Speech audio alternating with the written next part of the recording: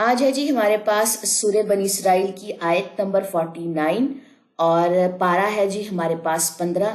اس کا نام سورہ اسراء بھی ہے اور سورہ بنی اسرائیل بھی ہے، ٹھیک ہے۔ اس سورت کے دو نام ہیں۔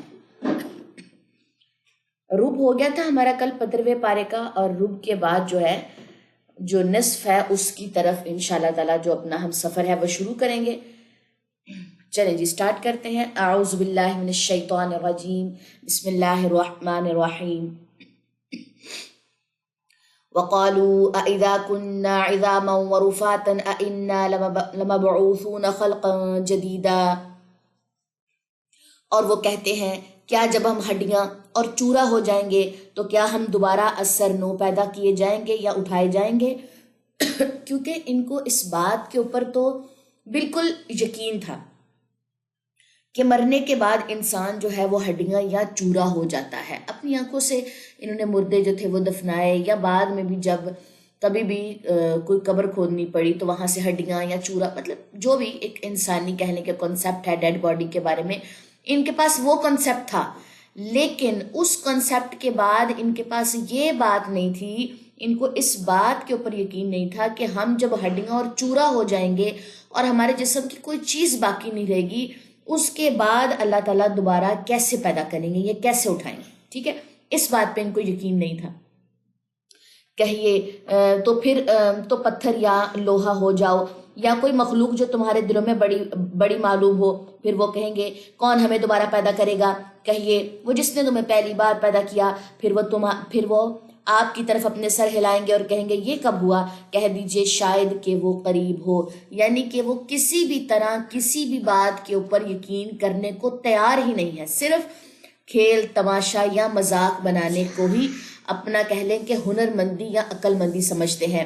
نیکسٹ ہے جی آیت نمبر 52۔ جس دن وہ اللہ تمہیں بلائے گا تو تم اس کی حمد کرتے چلے آؤ گے اور تم خیال کرو گے کہ بس تھوڑا عرصہ ٹھہرے ہو، یعنی کہ قیامت کے روز تم لوگ کو جب اللہ سے ملاقات ہوگی یا تم اللہ کی طرف اٹھائے جاؤ گے تو تمہیں صرف اتنا سا یاد ہوگا کہ زمین میں صرف چند لمحے آپ کچھ عرصہ ہی بس گزار کے آئے ہیں۔ کہ اگر فار ایگزامپل ایک انسان 70-80 سال جیتا ہے، اب اس کو فیلنگ یہ آئے گی وہ صرف ابھی کچھ عرصہ ہی رہ کر آیا ہے دنیا میں۔ اور میرے بندوں سے کہہ دیجئے کہ وہ بات کہیں جو احسن ہو، بے شک شیطان ان کے درمیان فساد ڈالتا ہے، بالاشبہ شیطان انسان کا کھلا دشمن ہے۔ اب یہاں پہ آیت نمبر 53 کو اپنی زندگی میں ایسے شامل کر لیں اپنے رشتوں کو نبھاتے ہوئے کہ جیسے انسان کے لیے پانی ضروری ہے یا سانس ضروری ہے، اسی طرح اللہ تعالیٰ اس میں کیا بات سکھا رہے ہیں کہ میرے بندوں سے کہہ دیجئے کہ وہ جب بھی بات کریں وہ احسن بات کریں، اور احسن بات سے مراد وہ کون سی بات ہے؟ جس میں اللہ اور اس کے رسول کی بات ہو، جس میں دین کی بات ہو۔ بے شک شیطان ان کے درمیان فساد ڈالتا ہے، کن چیزوں سے؟ باتوں کی وجہ سے۔ کبھی آپ نے دیکھا کہ آپ نے کوئی بات نہ بولی ہو اور آپ کا فساد ڈل گیا ہو، کوئی بات بولی گئی اس کے بعد آپ نے اگر خاموشی اختیار کر لی، وہ ایک الگ فیکٹر ہے، ٹھیک ہے۔ لیکن اگر کوئی بھی ہم بات کرتے ہیں، فار ایگزامپل ہم نے کسی کے کپڑے کو لے کے، کسی کے ڈریس کو لے کے، کسی کے جوتے کو لے کے چاہے اچھی بات کی ہے، ہم نے کہا کہ یہ تو ڈریس تمہارا بڑا پیارا لگ رہا ہے لیکن جو تم نے اس دن پہنا تھا نا وہ زیادہ پیارا تھا، بس اتنی بات کہہ دی۔ اب شیطان اس ایک لائن کو پکڑ کے اس انسان کے دماغ میں بار بار دہرائے گا۔ اگر کوئی بات آپ کے دماغ میں بار بار دہرائی جانے لگے، آپ کو وہ بار بار یاد آئے، تو سمجھ لیں یہ شیطان کی طرف سے وسوسہ آ رہا ہے کہ اس بات پہ لڑو۔ اب وہ جس کو یہ بات کہی گئی ہے وہ دوبارہ آئے گی، وہ کہے گی کیوں اس دن میں پیاری لگ رہی تھی، آج نہیں یہ ڈریس مجھے پیارا لگ رہا۔ یہ کیسی آپ نے بات کہی ہے کہ اس دن پیارا لگ رہا تھا آج پیارا نہیں لگ رہا؟ مطلب ایک بات جس میں تھوڑا سا شبہ آپ نے ڈال دیا، ٹھیک ہے۔ تو شیطان کیا کرتا ہے کہ یہ فساد ڈالتا ہے ان باتوں کو پکڑ کے۔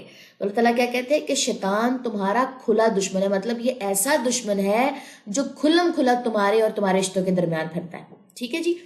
تمہارا رب تمہیں بہتر جانتا ہے، اگر وہ چاہے تو تم پر رحم کرے اور اگر چاہے تو تمہیں عذاب دے، اور ہم نے آپ کو ان پر ذمہ دار بنا کر نہیں بھیجا، اور آپ کا رب انہیں خوب جانتا ہے جو آسمان اور زمین میں ہے، اور یقیناً ہم نے بعض نبیوں کو بعض پر فضیلت دی ہے، اور ہم نے داؤد کو زبور دی۔ کہہ دیجئے پکارو جنہیں تم اس کے سوا معبود سمجھتے ہو، نہ تو وہ تم سے کسی تکلیف کو ہٹانے کا کوئی اختیار رکھتے ہیں اور نہ اسے بدلنے ہی کا۔ جنہیں یہ مشرک لوگ پکارتے ہیں وہ تو خود اپنے رب تک پہنچنے کا وسیلہ ڈھونڈتے ہیں کہ ان میں سے کون اللہ سے قریب تر ہو سکتا ہے، اور وہ اس کی رحمت کی امید رکھتے ہیں اور اس کے عذاب سے ڈرتے ہیں۔ بلا شبہ آپ کے رب کا عذاب ڈرنے کی چیز ہے، اور کوئی بستی ایسی نہیں جسے ہم یوم قیامت سے پہلے ہلاک نہ کریں یا اسے شدید عذاب نہ دیں۔ یہ کتاب یعنی کہ لوح محفوظ میں لکھا ہوا ہے، اور ہمیں نشانیاں بھیجنے سے پہلے صرف اس چیز نے روکا ہے کہ پہلے لوگوں نے ان کو جھٹلایا تھا، اور ہم نے سمود کو ایک اونٹنی دی تھی واضح نشانی، پھر انہوں نے اس پر ظلم کیا، اور ہم تو صرف ڈرانے کے لیے نشانیاں بھیجتے ہیں۔ اور یاد کریں جب ہم نے آپ سے کہا بے شک آپ کے رب نے لوگوں کا احاطہ کر رکھا ہے، اور ہم نے آپ کو معراج میں جو مشاہدہ کرایا اسے لوگوں کے لیے بس ایک فتنہ ہی بنا دیا، اور اس درخت زقوم کو بھی جس پر قرآن میں لعنت کی گئی ہے، اور ہم انہیں ڈراتے ہیں تو ان کی بڑی سرکشی اور زیادہ ہو جاتی ہے۔ ٹھیک ہے جی، سمود کے بارے میں بتایا گیا کہ سمود کے اونٹنی ملی تھی، انہوں نے نہیں اس چیز کو کیا، ٹھیک ہے، انہوں نے ظلم کیا۔ پھر اس کے بعد اللہ تعالیٰ کہتے ہیں کہ معراج کا جو واقعہ تھا وہ کہہ لیں کہ ایک مشاہدہ تھا، اس پہ بھی لوگوں نے جی یقین نہیں کیا۔ جب رسول اللہ صلی اللہ علیہ وسلم معراج پہ گئے تو وہاں سے نمازوں کا اور سورہ بقرہ کی آخری جو 2 آیات ہیں ان کا تحفہ لے کر آئے تھے۔ لوگ یہ دونوں کام کرنا نہیں پسند کرتے، لیکن معراج کے دن عبادت کرنا پوری رات، نوافل پڑھنا، وہ نوافل کے اندر آپ نے سورہ اخلاص جو ہے وہ 50 دفعہ پڑھنی ہے ایک رکعت میں، اور ایک رکعت میں آپ نے 23 دفعہ پڑھنے کا۔ اس طریقے کے نوافل کے نوٹس جو ہیں فوٹو اسٹیٹ ہوئے، فوٹو کاپی ہوئے، ہر گھر میں موجود ہے، وہ آگے سے آگے بھیجے جاتے ہیں، ڈفرینٹ گروپس میں بھیجے جاتے ہیں کہ جی اس رات جو ہے عبادت کرنی ہے۔ اس رات رسول اللہ صلی اللہ علیہ وسلم جو تھے وہ آسمان کی سیر کے لیے گئے تھے، یا پتہ نہیں اس رات کیا ہوتا، پھر وہ اس میں ڈفرینٹ قسم کے ختم دلائے جاتے ہیں۔ یہ سارے کام تو نبی نے کیے ہی نہیں تھے۔ جب رسول اللہ صلی اللہ علیہ وسلم معراج پہ تھے تو یہ سارے کام پیچھے سے کس نے کیے تھے؟ ہم تو اس دین پہ ہیں نا، جو نبی نے کیا وہ ہم نے کرنا ہے نا۔ چلے فرقوں کی بات چھوڑ دیتے ہیں، وہابی، سنی، قادیانی، شیعہ، سب فرقے ایک سائڈ پہ ہم رکھ دیتے ہیں۔ ابھی تو سب مسلمان اس بات پہ تو یقین رکھتے ہیں نا کہ دین اسلام وہی ہے جو رسول اللہ صلی اللہ علیہ وسلم لے کر آئے۔ ایگزیکٹ یہ بات اس پہ سب کا بلیو ہے۔ اب جب نبی صلی اللہ علیہ وسلم معراج کے واقعے میں موجود تھے، وہ آسمانوں کی سیر پہ گئے ہوئے تھے، یہ جتنی بھی عبادتیں معراج کے دن ہم سب کرتے ہیں، کیا رسول اللہ صلی اللہ علیہ وسلم نے یہ ساری عبادتیں کی تھی؟ کیا کوئی ختم دلوایا تھا؟ یا چلیں اگلے سال کبھی اس کی یاد میں دلوایا ہو، کوئی کیک کٹنگ کا سلسلہ کیا ہو، کوئی ختم دلوانے کا، کوئی جی حلوہ پوڑی کا، کوئی ایسا معاملہ ہو؟ نہیں ایسا کوئی معاملہ ہوا تو یہ دین میں ایک ایجاد کی ہے ہم نے کہ جی ہم نے جی یہ نوافل پڑھنے، اور نوافل کے نیچے ثواب بھی لکھا ہوتا ہے۔ مزے کی بات ہے، پراپر ایک حدیث کریٹ کی جاتی ہے کہ رسول اللہ صلی اللہ علیہ وسلم نے فرمایا کہ جو ایک رکعت میں یہ پڑھے گا اس کے ساری زندگی کے گناہ معاف ہو جائیں گے۔ ساری زندگی کے گناہ معاف کروانا اتنا آسان ہو گیا۔ پھر تو صحابہ کرام اور انبیاء کرام یہ نوافل پڑھ کے اپنے بھی کہہ لیں کہ صحابہ کرام جو بھی دور جہالت میں ان کا دور گزرا وہ سارے اپنے گناہ معاف کروا لیتے۔ جب رسول اللہ صلی اللہ علیہ وسلم واپس آئے اور انہوں نے اگلے سال کیا نا آپ کے اس دنیا سے جانے کے بعد صحابہ کرام نے ایسا کوئی عمل کیا، تو ہمارے پاس یہ دین کون لے کر آیا؟ یہ خود ساختہ دین، یہ جو کتابیں چھپی ہوئی ہوتی ہیں ہمارے گھر میں، معراج کی الگ کتاب ہے، رمضان کے پہلے روزے میں یہ عمل کرنے ہیں، اور جی پہلے روزے کے جو عمل ہے وہ اس طریقے سے ڈیوائڈ ہے کہ پہلے روزے کو اتنے رکعت نفل پڑھنے ہیں، اور جی تراویح کی جو پہلی 4 رکعتیں اس کے بعد کی یہ دعا ہے، آخری 4 رکعتوں کے بعد کی یہ دعا ہے۔ ایسی تو کوئی دعا رسول اللہ صلی اللہ علیہ وسلم نے نہیں سکھائی تھی۔ ہم کس دین پہ ہیں؟ جس دین پہ ہم ہیں نا وہ خود ساختہ دین ہے، وہ دین میں ایک نئی چیز جو ہے وہ ایجاد کی ہوئی ہے، اور یہ بدعت ہے، اور بدعتیوں کا انجام میں نے آپ لوگوں کے ساتھ پہلے بھی ذکر کیا تھا، سوائے جہنم کے کچھ نہیں ہے۔ حوض کوثر تک پہنچیں گے بدعتی، لیکن حوض کوثر کا پانی ان کو نصیب نہیں ہوگا۔ مردوں کو ان کی باچھوں میں یعنی کہ ان کے منہ میں ہاتھ ڈال کے کھینچتے ہوئے گھسیٹتے ہوئے دوزخ میں ڈالا جائے گا، اور عورتوں کو ان کے سر کے بالوں سے ان کی چٹیا سے کھینچتے ہوئے دوزخ میں ڈالا جائے گا۔ یہ بدعتیوں کا انجام ہوگا۔ رسول اللہ صلی اللہ علیہ وسلم پکاریں گے کہ جو کھینچ رہے ہوں گے کہ یہ تو میرے امتی ہیں، تو فرشتے کہیں گے کہ یا رسول اللہ یہ تھے تو آپ کے امتی، لیکن آپ کے جانے کے بعد انہوں نے دین میں ایجاد کی تھی، انہوں نے نئی باتیں ایجاد کی تھی۔ تو کوئی بھی عمل کرنے سے پہلے، کوئی بھی دعا مانگنے سے پہلے اس کو لازمی اتھینٹسٹی اس کی پتہ کیا کرے کہ کیا آیا یہ رسول اللہ صلی اللہ علیہ وسلم نے دعا سکھائی ہے، کیا یہ تسبیح سکھائی ہے، الرزاق کو 1500 دفعہ پڑھنا یا 2000 دفعہ پڑھنا، کیا نبی نے یہ عمل کیا ہے؟ اگر تو کیا ہے تو اس کو کر لیں، اگر نہیں کیا، آپ کو اس کی کہیں سے بھی کوئی دلیل نہیں ملتی، چاہے وہ آپ پچھلے 40 سال سے عمل کر رہی ہیں، اس کو چھوڑ دیں۔ کیا رسول اللہ صلی اللہ علیہ وسلم نے فجر کے بعد سورہ یاسین پڑھی، ظہر کے بعد سورہ فتح پڑھی، اس کے بعد مغرب کے بعد سورہ واقعہ پڑھی؟ نہیں. لیکن عشاء کی نماز کے بعد رسول اللہ صلی اللہ علیہ وسلم نے سورہ ملک،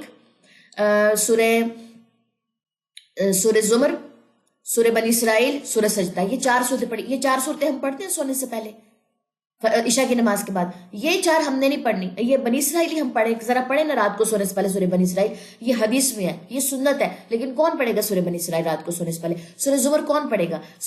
بہت کم لوگ صرف سورہ ملک پڑھتے ہیں، سورہ سجدہ تو وہ بھی نہیں پڑھتے. جو احادیث اتھینٹک ہمارے پاس آئی ہیں وہ ہم نے پڑھنی نہیں ہے، اور جو اتھینٹک ہمارے پاس ہے ہی نہیں، جو نبی نے کبھی کو عمل ہی نہیں کیا، تو وہ ہم نے کہہ لیں کہ پڑھنی، اور اپنی ایسی روٹین میں ہے کہ وہ عمل، وہ وظیفے ہمارے کم نہ ہو، چاہے گھر کے کام یا دنیا ادھر سے ادھر ہو جائے، جو فرائض ہے وہ ہمارے ادھر سے ادھر ہو جائے، لیکن کہہ لیں کہ ہم نے یہ کام کرنے.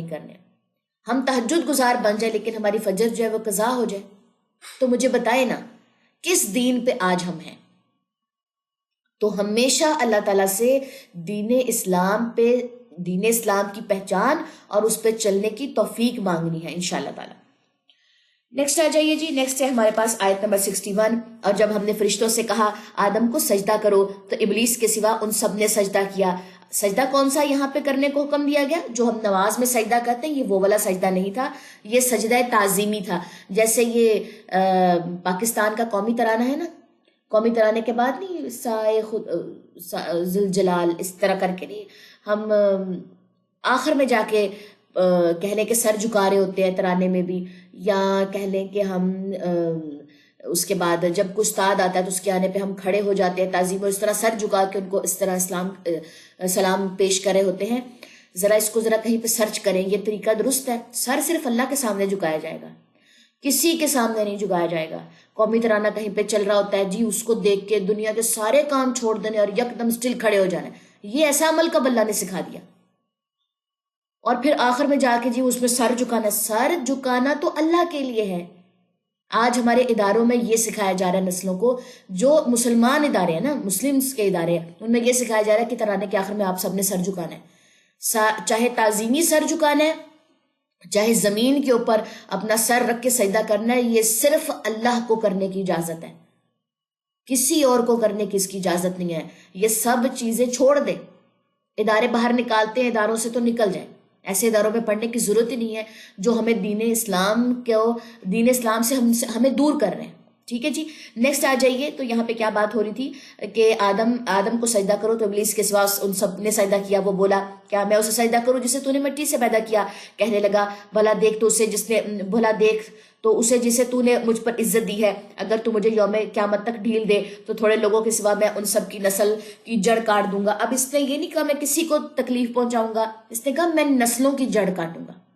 تو ماں کا تعلیم یافتہ ہونا، باپ کا تعلیم یافتہ ہونا، اور تعلیم صرف دین کی دنیا کی تعلیم نہیں، دین کی تعلیم کی یہاں پہ بات ہو رہی ہے. نیک بیوی یا نیک مرد کے، نیک شوہر کی بات ہو رہی ہے.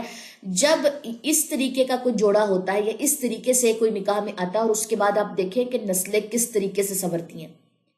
ان نسلوں میں، ان بچوں میں بچپن سے ہی جو دین ڈلتا ہے، وہ ایک دنیاوی کپل کے اندر آپ نہیں دیکھتے کہ وہ نیکسٹ جو ہے وہ اپنی اولادوں میں یا نسلوں میں وہ چیز ڈالیں. تو خود بھی دینی تعلیم حاصل کریں، اپنے نیکسٹ بچوں کو بھی دینی تعلیم حاصل کروائیں، تاکہ یہ سلسلہ جو ہے وہ آگے چلتا جائے. کیونکہ شیطان نے کیا قسم کھائی ہے کہ میں ان کی جو نسل ہے وہ جڑ سے کاٹ دوں گا. اللہ نے فرمایا جا، پھر ان میں سے جو تیرا اتباع کرے گا تو بلا شبہ تمہاری سزا جہنم ہے، پوری پوری سزا. اور ان میں سے جن پر بھی تیرا بس چل سکے انہیں اپنی آواز سے بہکا لے، اور ان پر اپنے سوار اور پیادے چڑھا لا، اور مال اور اولاد میں ان کا شریک بن جا، اور انہیں جھوٹے وعدے دے. اور شیطان نے تو انہیں بس فریب ہی کا وعدہ دیتا ہے. آیت نمبر 61 سے آیت نمبر 64 کی تفسیر آپ لوگوں نے یوٹیوب پہ جا کے یا farthashmi.com پہ جا کے یا alhuda.pk یا ان کی قرآن فار آل کے نیم سے ایپ ہے، وہاں پر سورہ بنی اسرائیل کی آپ کو تفسیر مل جائے گی 2005 کی. ٹھیک ہے. آپ کا ہوم ورک یہ ہے، چاہے آج پورا کریں چاہے آپ رمضان کے بعد پورا کریں، آیت نمبر 61 سے آیت نمبر 64 کی تفسیر آپ نے ضرور سنی ہے، چاہے آپ نے پورے قرآن کی تفسیر پڑھی ہے یا نہیں پڑھی. اس قدر امیزنگ کہہ لیں کہ چیزیں آپ کے سامنے کھل کے آئیں گی کہ آیا کہ شیطان یہ سارے کام کرتا ہے. تھوڑی بہت میں آپ کے ساتھ لازمی شیئر کروں گی. اب یہاں پہ اس نے یہ بات بولی ہے کہ میں انہیں اپنی آوازوں سے، مطلب اللہ تعالیٰ کہہ رہے کہ تو پھر ان کو اپنی آوازوں سے بہکا لے، آواز سے بہکانا. تو اس سے میں یہ پتہ چلتا ہے کہ شیطان کی آواز بھی ہے اور وہ اپنی آواز سے بہکاتا ہے. اور اس کی آواز کیا ہے؟ وسوسہ. اس کی آواز بڑی پرسکون سی لگتی ہے، بڑی خوبصورت سی لگتی ہے. اور اس کی آواز کی بیسٹ ایگزامپل ہے میوزک.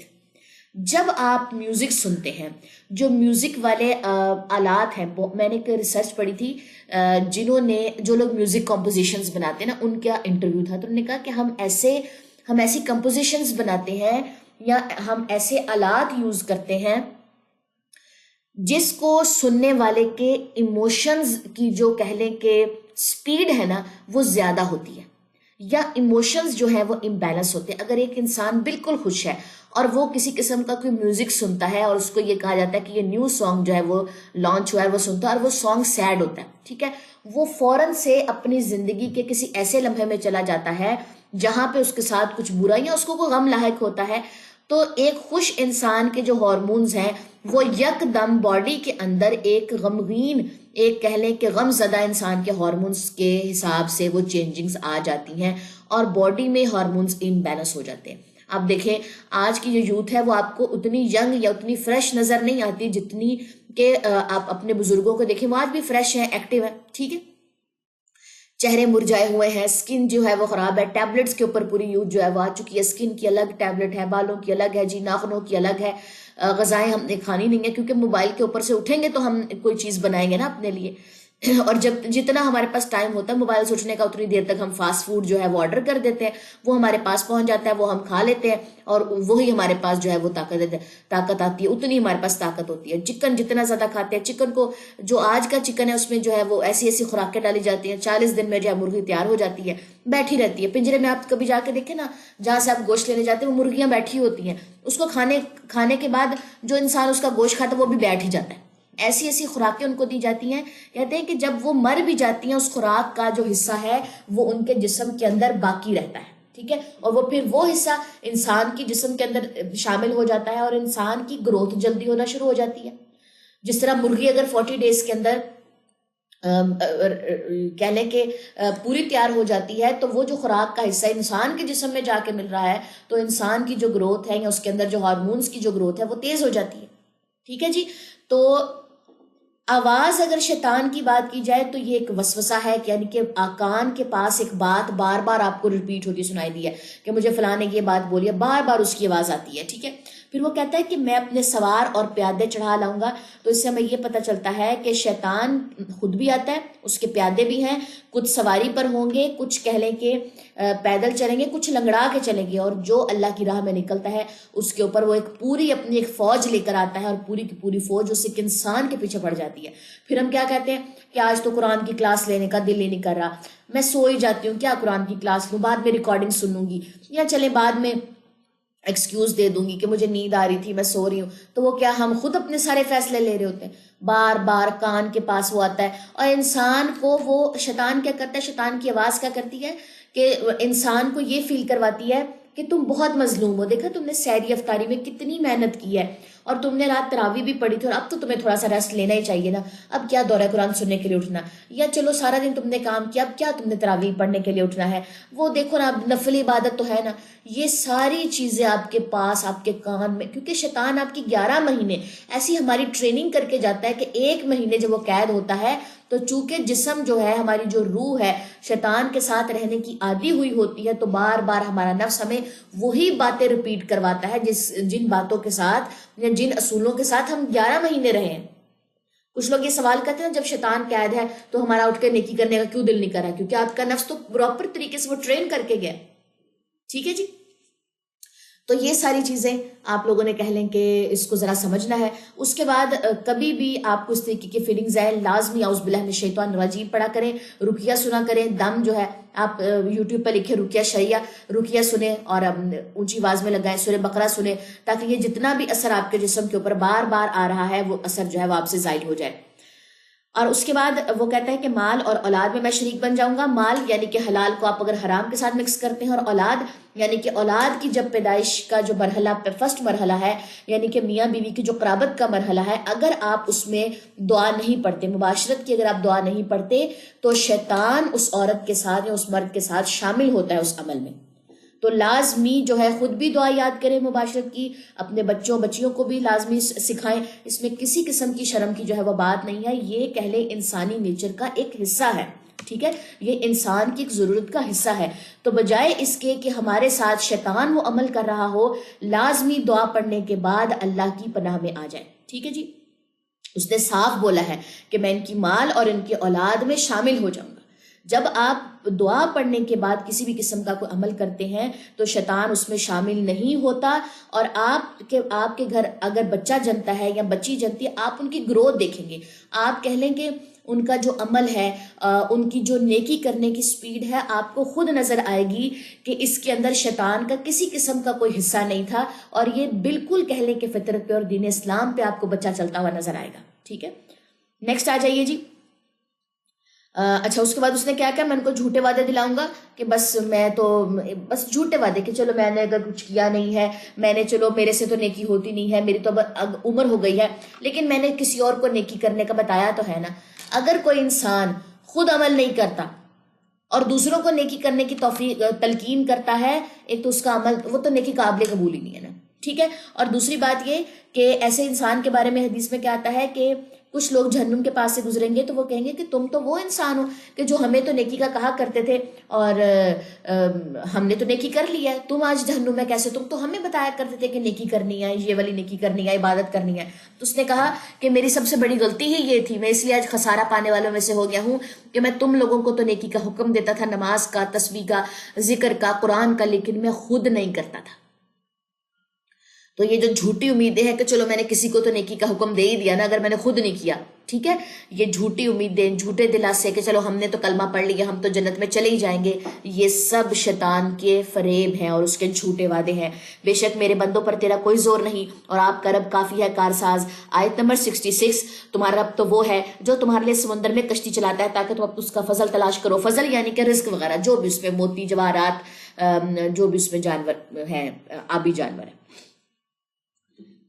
بے شک وہ تم پر بڑا رحیم ہے. اور جب سمندر میں تمہیں کوئی تکلیف پہنچے تو تم ان کو جنہیں اللہ کے سوا پکارتے ہو بھول جاتے ہو.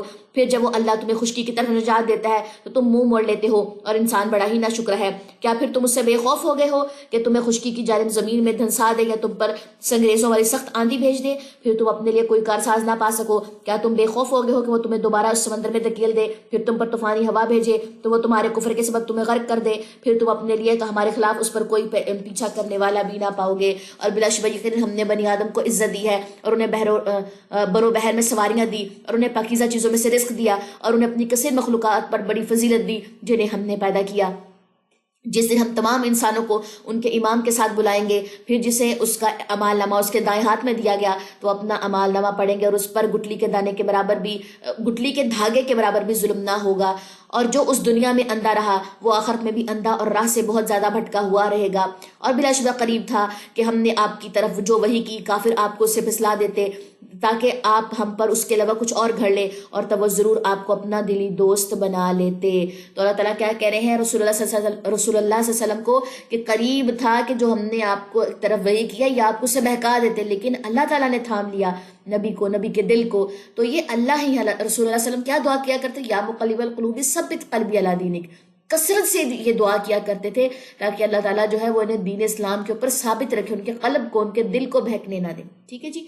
اچھا جی، اس کے علاوہ ایک یہاں پہ نامہ مال کی بات آئی ہے کہ جن کو نامہ مال جو ہے وہ رائٹ ہینڈز میں دیے جائیں گے، یعنی کہ دائیں ہاتھ میں دیے جائیں گے، تو ان کو جو ہے خوشخبری ہے کس چیز کی کہ آج ان کو کامیابی ملی.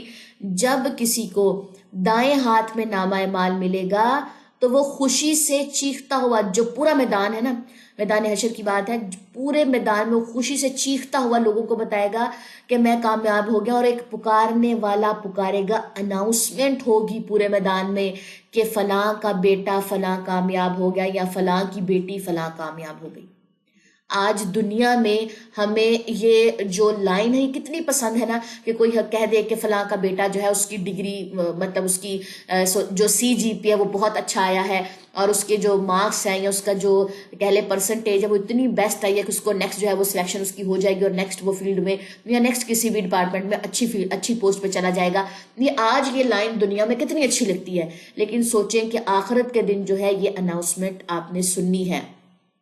اس کے علاوہ جن کو نامہ اعمال جو ہے وہ بائیں ہاتھ میں دیے جائیں گے، یعنی کہ لیفٹ ہینڈ میں دیے جائیں گے، تو وہ کہاں جائیں گے؟ جہنم میں جائیں گے، خسارہ ہوگا ان کے لیے۔ اور ایک پکارنے والا پکارے گا کہ فلاں کی بیٹی فلاں کا ناکام ہو گئی، اور فلاں کا بیٹا فلاں جو ہے وہ ناکام ہو گیا، اس کے لیے بھی اناؤنسمنٹ ہوگی۔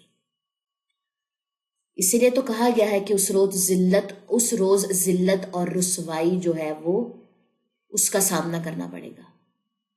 آج ہم کہتے ہیں کہ اگر ہم سے کوئی گناہ ہو جائے تو کسی کو پتہ نہ چلے، لیکن اس روز پورے میدان میں اناؤنسمنٹ ہوگی۔ تو اگر خود نیکی کرنی ہے، اگر دوسروں کو نیکی کا حکم دینا ہے تو اس پہ خود بھی عمل کرنا ہے۔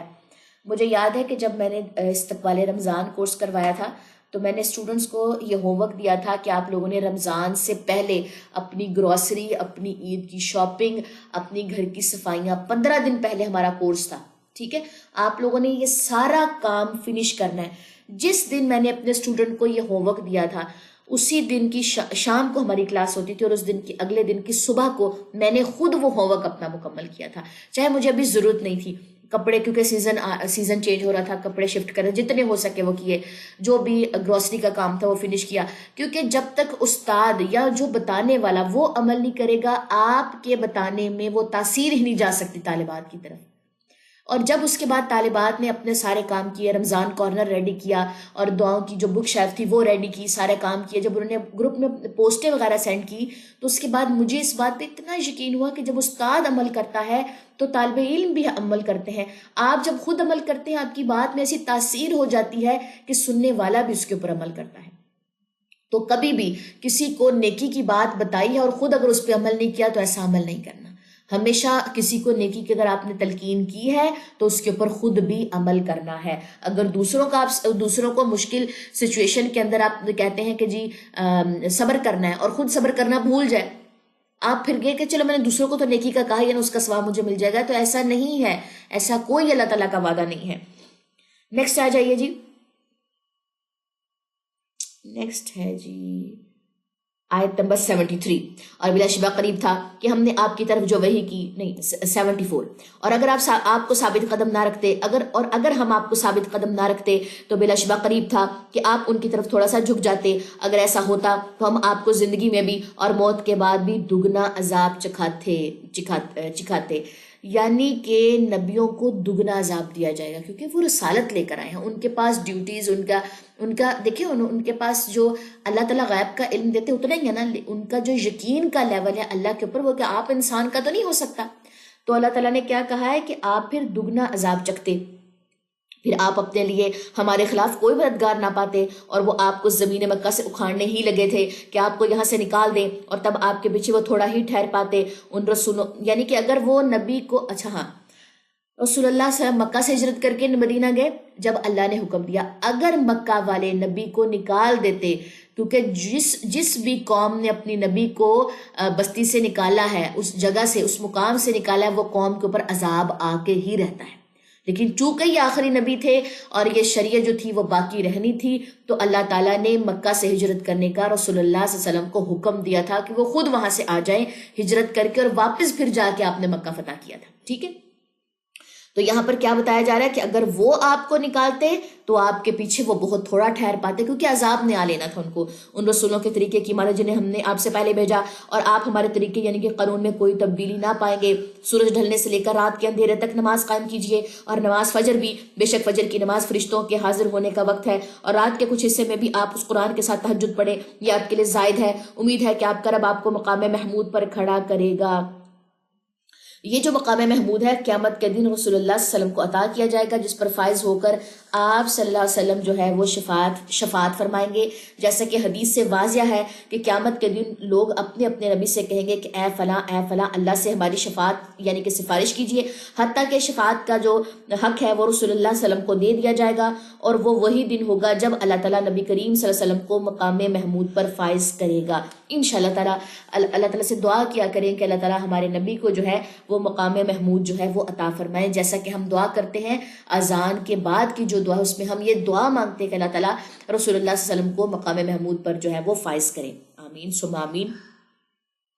چلے جی نیکسٹ آ جائیے اور کہیے اے میرے رب مجھے جہاں لے جائے تو سچائی کے ساتھ لے جا، اور جہاں سے نکالے تو سچائی کے ساتھ نکال، اور مجھے اپنے پاس سے مدد دینے والا غلبہ عطا کر. اور کہیے حق آ گیا اور باطل مٹ گیا، بے شک باطل تو مٹنے ہی والا ہے، اور ہم قرآن میں سے جو نازل کرتے ہیں وہ مومنوں کے لیے شفا اور رحمت ہے، اور وہ ظالموں کو خسارے ہی میں زیادہ کرتا ہے. اور جب ہم انسان پر انعام کریں تو وہ منہ موڑ لیتا ہے اور اپنا پہلو بچاتا ہے، اور جب اسے تکلیف پہنچے تو مایوس ہو جاتا ہے. کہہ دیجئے ہر کوئی اپنے طریقے پر عمل کرتا ہے، چنانچہ تمہارا رب خوب جانتا ہے کہ کون زیادہ سیدھے راستے پر ہے. اور وہ آپ سے روح کے متعلق سوال کرتے ہیں، کہیے روح میرے رب کے حکم سے ہے، اور تمہیں تو بہت ہی تھوڑا علم دیا گیا، اور اگر ہم چاہیں تو اسے ضرور لے جائیں. پھر جو کچھ ہم نے آپ کی طرف وحی کی ہے پھر آپ اس پر ہمارے مقابلے میں اپنا کوئی حمایتی نہ پائیں گے سوائے آپ کے رب کی رحمت کے. بے شک آپ پر اس کا فضل بہت زیادہ ہے. کہہ دیجئے اگر تمام انسان اور جن مل کر اس قرآن کی مثل لانا چاہے تو وہ اس کی مثل نہ لا سکیں گے، یعنی کہ اس جیسا قرآن نہیں لا سکتے. اگرچہ وہ ایک دوسرے کے مددگار بن جائے، یعنی کہ جن اور انسان اگرچہ ایک دوسرے کے ساتھ مل کے ٹیم ہی کیوں نہ بنا لے، وہ ایسا نہیں کر سکتے. اور بلا شبہ ہم نے اس قرآن میں ہر مثال پھیر پھیر کر بیان کی، پھر بھی اکثر لوگ نہ شکرے ہوئے بغیر نہیں رہتے. یعنی کہ آپ دیکھیں کتنی مثالیں ایسی ہیں جو بار بار آئی ہیں، فرعون کی، نوح علیہ السلام کی، موسیٰ علیہ السلام کی، ہارون علیہ السلام کی، قوم عاد، قوم سمود، قوم صالح، قوم شعیب، قوم لوط، ابراہیم علیہ السلام کا واقعہ. کتنی مثالیں اللہ تعالیٰ بار بار پلٹ پلٹ کر لے کر آ رہے ہیں، لیکن پھر بھی اکثر لوگ جو نہ شکری کے بغیر رہ ہی نہیں سکتے. اور وہ بولے ہم تجھ پر ہرگز ایمان نہیں لائیں گے حتیٰ کہ تو ہمارے لیے زمین سے چشمہ جاری کر دے، یا تیرے لیے کھجور اور انگوروں کا ایک باغ ہو، پھر تو اس باغ کے درمیان جگہ جگہ نہریں جاری کر دے، یا تو آسمان ٹکڑے ٹکڑے کر کر ہم پر گرا دے جیسا تو کہا کرتا ہے، یا اللہ کو اور فرشتوں کو سامنے لے آ، یا تیرے لیے سونے کا گھر ہو، یا تو آسمان میں چڑھ جائے اور ہم تیرے چڑھنے پر ایمان نہ لائیں گے حتیٰ کہ تو ہم پر ایک کتاب اتار لائے جسے ہم پڑھیں، کہیں میرا رب پاک ہے، میں تو بس ایک بشر رسول ہوں. اور لوگوں کے پاس ہدایت آ جانے کے بعد ان کو ایمان لانے سے صرف اس چیز نے روکا کہ انہوں نے کہا کیا اللہ نے بشر رسول بھیجا ہے؟ کہہ دیجئے اگر زمین میں فرشتے ہوتے تو یہاں مطمئن ہو کر چلتے پھرتے، تو ہم ان پر آسمان سے کوئی فرشتہ ہی رسول بنا کر نازل کرتے. کہہ دیجئے میرے اور تمہارے درمیان بطور گواہ اللہ کافی ہے، بے شک وہ اپنے بندوں سے باخبر اور انہیں دیکھنے والا ہے. اور جسے اللہ ہدایت دے تو وہی ہدایت یافتہ ہے، اور جسے وہ گمراہ کرے تو ان کے لیے آپ اس کے سوا کوئی دوست ہرگز نہ پائیں گے. اور ہم انہیں یوم قیامت اوندے منہ اندھے گونگے اور بہرے اٹھائیں گے، ان کا ٹھکانہ جہنم ہوگا، جب وہ بجھنے لگے گی تو ہم اس کے لیے اور بھڑکا دیں گے.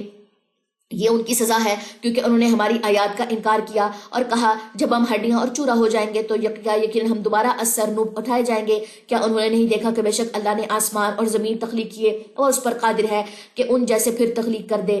اور اللہ نے ان کے لیے ایک وقت مقرر کیا جس میں کوئی شک نہیں، لیکن ظالم سرکشی کیے بغیر نہیں رہتے. کہہ دیجئے اگر تم میرے رب کی رحمت کے خزانوں کے مالک ہوتے تو اس وقت تم انہیں خرچ ہو جانے کے ڈر سے ضرور روک لیتے، اور انسان نہایت بخیل ہے.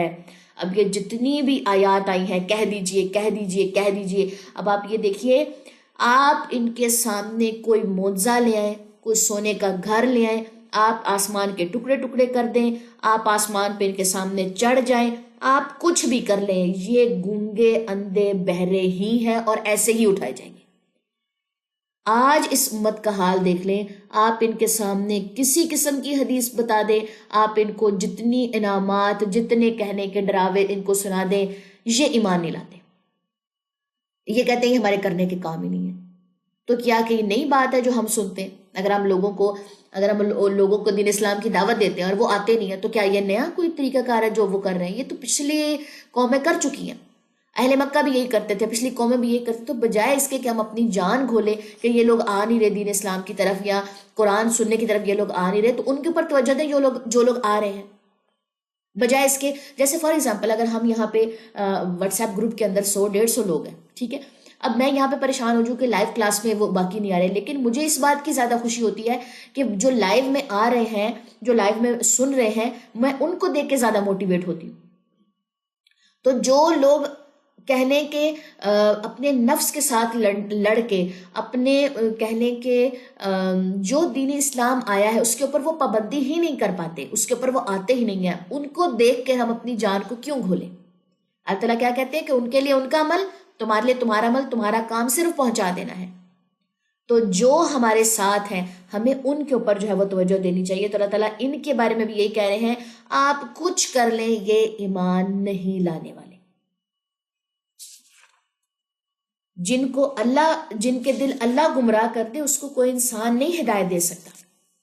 نیکسٹ ہے جی آیت نمبر 101، اور ہم نے موسیٰ کو نو کھلی نشانیاں دی، چنانچہ آپ بنی اسرائیل سے پوچھے۔ جب وہ ان کے پاس آیا تو فرعون نے اس سے کہا، اے موسیٰ بے شک میں تجھے سحر زدہ سمجھتا ہوں، یعنی کہ تجھے جادوگر سمجھتا ہوں۔ اس موسیٰ نے کہا، تو یقیناً جان چکا ہے کہ یہ چیزیں آسمان و زمین کے رب ہی نے بصیرت بنا کر غور کرنے کے لیے نازل کی ہیں، اور اے فرعون میں تو تجھے ہلاک کیا ہوا سمجھتا ہوں۔ پھر فرعون نے ارادہ کیا کہ انہیں زمین سے اکھاڑ دے، تو ہم نے اسے اور اس کے ساتھ سب ساتھیوں کو غرق کر دیا، اور اس کے بعد ہم نے بنی اسرائیل سے کہا کہ اس زمین میں رہو، پھر جب آخرت کا وعدہ آئے گا تو تم سب کو سمیٹ لائے گا، تو ہم تم سب کو سمیٹ لائیں گے، اور ہم نے اس قرآن کو حق کے ساتھ نازل کیا ہے، اور یہ حق کے ساتھ نازل ہوا، اور ہم نے آپ کو صرف بشارت دینے والا اور ڈرانے والا بنا کر بھیجا، اور قرآن کو ہم نے تھوڑا تھوڑا اتارا تاکہ آپ اسے لوگوں کو ٹھہر ٹھہر کر سنائیں، اور ہم اسے بدتدریج ہی نازل کیا، اور ہم نے اسے بدتدریج ہی نازل کیا ہے۔ قرآن کو کیسے پڑھا جاتا ہے؟ سورہ بنی اسرائیل کی آیت نمبر 106 کیا کہتی ہے؟ قرآن کو ٹھہر ٹھہر کر پڑھا جاتا ہے۔ ہم کیسے پڑھتے ہیں؟ جلدی جلدی، تیز تیز آنکھوں سے، بس ہمیں ہوتا ہے کہ بس ہم نے اعوذ باللہ بسم اللہ پڑھ لی ہے، پھر وَلَقَدْ آتَيْنَا مُوسَىٰ الْكِتَابَ پہلی آیت میں ہوتے ہیں اور ہم وہ آخر میں پہنچ جاتے ہیں۔ عربی اگر آپ نے پڑھنی ہے، عربی پڑھنے کا ثواب ہے، سمپل۔ اردو ابھی میں فار ایگزامپل اردو پڑھ رہی ہوں تو اٹس مین کہ مجھے یہاں پہ ثواب یہ ہے کہ میں ترجمہ تفسیر جو ہے وہ میں قرآن کا جو ترجمہ یا تفسیر ہے وہ میں لوگوں کو سمجھا رہی ہوں، یا لوگوں کو اس کے یہ سب چیزیں ان کے لیے آسان بنا رہی ہوں، تو مجھے اس چیز کا ثواب ہے۔ قرآن پڑھنے کا ثواب کیا ہے؟ جب ہم اس کو عربی ٹیکسٹ کو پورے طریقے سے پڑھتے ہیں، اس کے اوپر انگلی پھیرنا، اس کو آنکھوں سے پڑھنا، اس کو اتنا تیز پڑھنا کہ اس کے قواعد اور ضوابط اور مخارج اور صفات کو بھول ہی جانا، اس کا کسی قسم کا کوئی ثواب نہیں ہے۔ اس کو کہا جاتا ہے اطلاع، یعنی کہ آنکھوں سے دیکھنا، صرف اس کو دیکھنے کا، انگلی پھیرنے کا اتنا بس ثواب اس کا ملتا ہے، ٹھیک ہے۔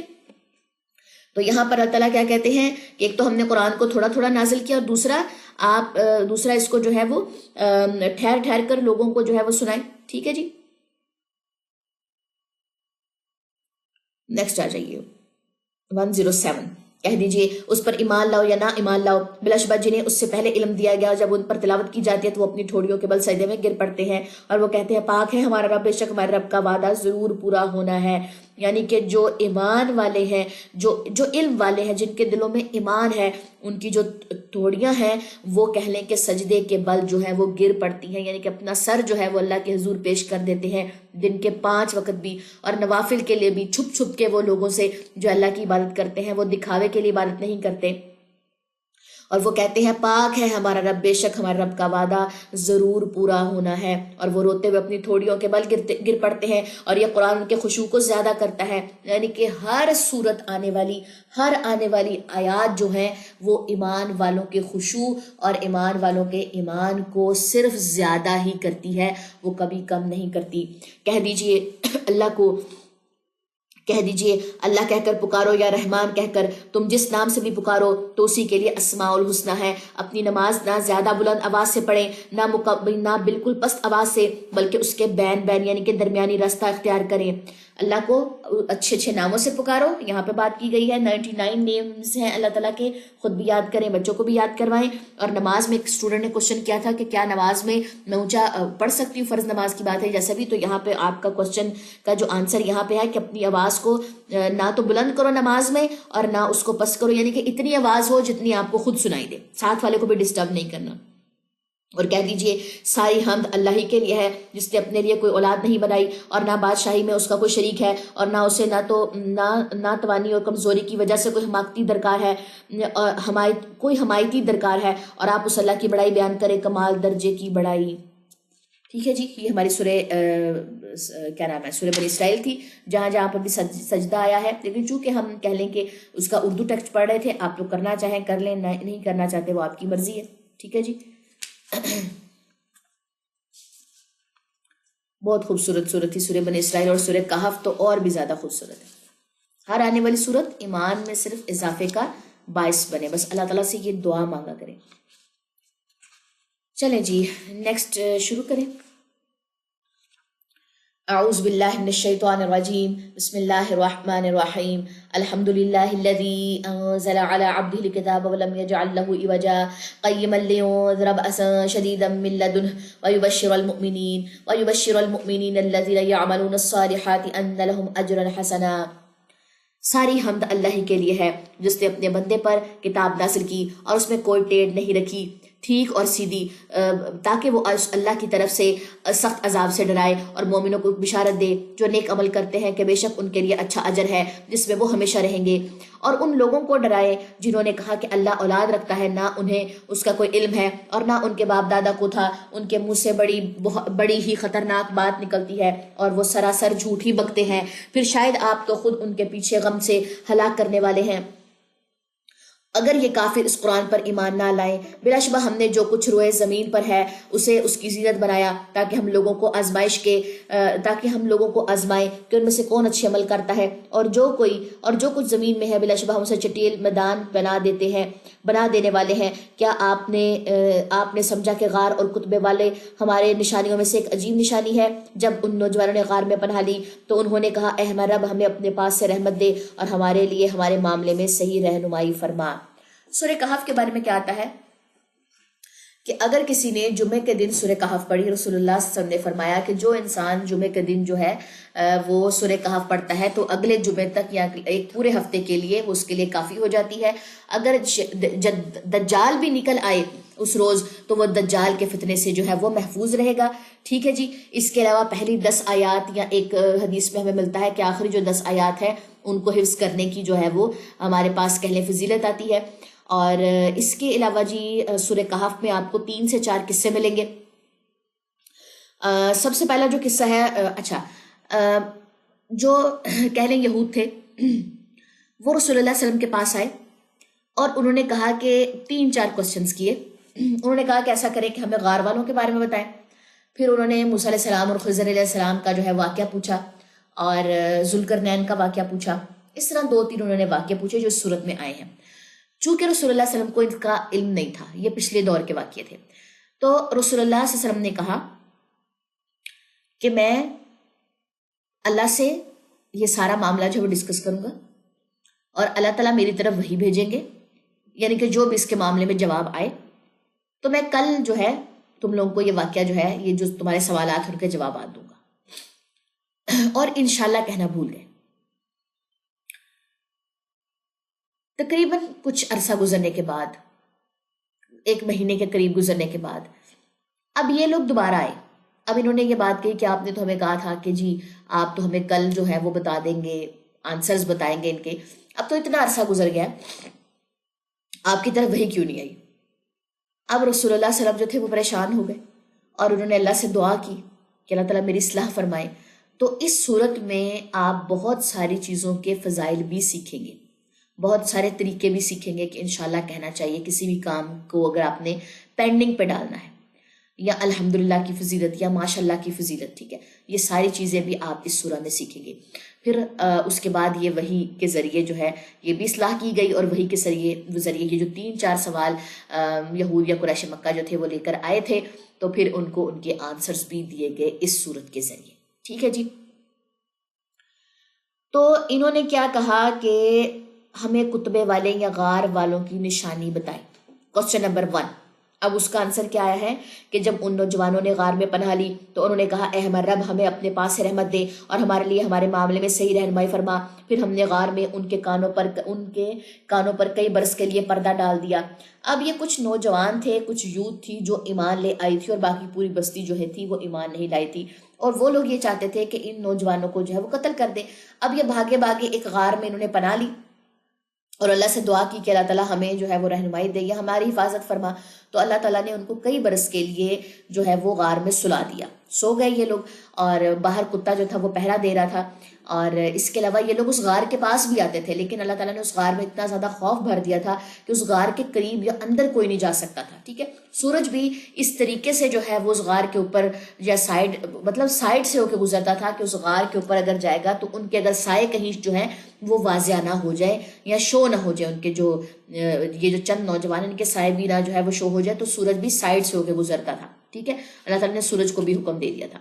تو یہ پورا واقعہ اب ہم پڑھیں گے. ایک دفعہ میں نے اس کا خلاصہ جو ہے وہ آپ لوگوں کو بتا دیا ہے. چلیں آیت نمبر 12 سے پھر ہم نے انہیں اٹھایا تاکہ ہم معلوم کریں کہ دو گروہوں میں سے کون اس مدت کو زیادہ یاد رکھنے والا ہے جو انہوں نے گزاری. ہم ان کا حال ٹھیک ٹھیک آپ سے بیان کرتے ہیں. بے شک وہ چند نوجوان تھے جو اپنے رب پر ایمان لائے اور ہم نے انہیں ہدایت میں زیادہ کیا تھا اور ہم نے ان کے دل مضبوط کر دیے. جب وہ کھڑے ہوئے تو بولے ہمارا رب تو آسمان اور زمین کا رب ہے، ہم اس کے سوا کسی کو معبود نہیں پکاریں گے. اگر پکارا تو ہم نے ظلم و زیادتی والی بات کی. یہ ہماری قوم ہے، انہوں نے اللہ کے سوا دوسروں کو الہ بنا رکھا ہے. وہ ان کی عبادت پر واضح دلیل کیوں نہیں لاتے؟ پھر اس شخص سے زیادہ ظالم کون ہے جس نے اللہ پر جھوٹ گھڑا؟ اور جب تم ان لوگوں سے اور جن کی وہ اللہ کے سوا عبادت کرتے ہیں ان سے الگ ہو گئے ہو تو غار میں پناہ لو. تمہارا رب اپنی رحمت تم پر پھیلا دے گا اور تمہارے لیے تمہارے کاموں میں آسانی پیدا کر دے گا. اور آپ سورج کو دیکھیں گے جب وہ طلوع ہوتا ہے تو ان کے غار سے دائیں طرف ہٹ جاتا ہے، اور جب وہ غروب ہوتا ہے تو ان کے بائیں طرف کترا کے نکل جاتا ہے اور وہ غار کے اندر کھلی جگہ میں ہے. یہ اللہ کی نشانیوں میں سے ہے. جسے اللہ ہدایت دے تو وہی ہدایت یافتہ ہے، اور جس وہ گمراہ کرے تو آپ اس کے لیے ہرگز کوئی رہنما دوست نہیں پائیں گے. اور آپ انہیں جاگتے سمجھیں گے حالانکہ وہ سوئے ہوئے ہیں. اور ہم ان کی دائیں اور بائیں کروٹیں بدلتے ہیں، اور ان کا کتا غار کے دہانے پر اپنے دونوں بازو پھیلائے ہوئے ہے. اور آپ انہیں جھانک کر دیکھیں تو ان سے پیٹ پھیر کر بھاگ نکلے اور آپ میں ان کی دہشت سما جائے. یعنی کہ جو بھی اس غار میں جھانکنے کی کوشش کرے گا وہ بھاگ جائے گا، کیونکہ اس غار میں اللہ تعالیٰ نے اتنی وحشت اور خوف بھر دیا تھا. اور اسی طرح ہم نے انہیں اٹھایا تاکہ وہ ہم سوال کرے. اب کچھ عرصہ گزرنے کے بعد، کچھ برس گزرنے کے بعد اب ان کو اللہ تعالیٰ نے نیند سے اٹھایا. جب وہ پوری بستی ختم ہو گئی اب نئے لوگ جو تھے وہ بس گئے وہاں پہ آ کے. ان میں سے کہنے والا کہا، اب وہ جو نوجوان تھے ان میں سے کہنے والے نے کہا اٹھنے کے بعد، تم کتنا عرصہ ٹھہرے ہو؟ یعنی کہ ہم کتنا ٹائم سوئے ہیں. جیسے ہم اٹھ کے کہتے ہیں نا، کچھ 2-3 لوگ یا بہن بھائی سوئے ہوتے ہیں تو اٹھ کے کہتے ہیں کہ ہم کتنے ٹائم سے سو رہے ہیں. کچھ یاد ہے، مطلب کلاک وغیرہ اگر سامنے لگا ہو تو ٹائم دیکھنے لگتے ہیں کہ جی ہم اتنا ٹائم سوئے تھے. اس وقت کلاک تو نہیں تھے. تو ایک نے پوچھا ہم کتنا عرصہ ٹھہرے ہیں؟ وہ بولے ہم 1 دن یا دن کا کچھ حصہ ٹھہرے. وہ پھر بولے تمہارا رب بہتر جانتا ہے جتنی دیر تم ٹھہرے. اب ان کا ایمان دیکھیں ان نوجوانوں میں کہ انہوں نے آپس میں کنورسیشن کی ہے کہ ہم کتنا دیر ٹھہرے. تو دوسرا کہتا ہے پتہ نہیں، اللہ کو بہتر پتہ ہے.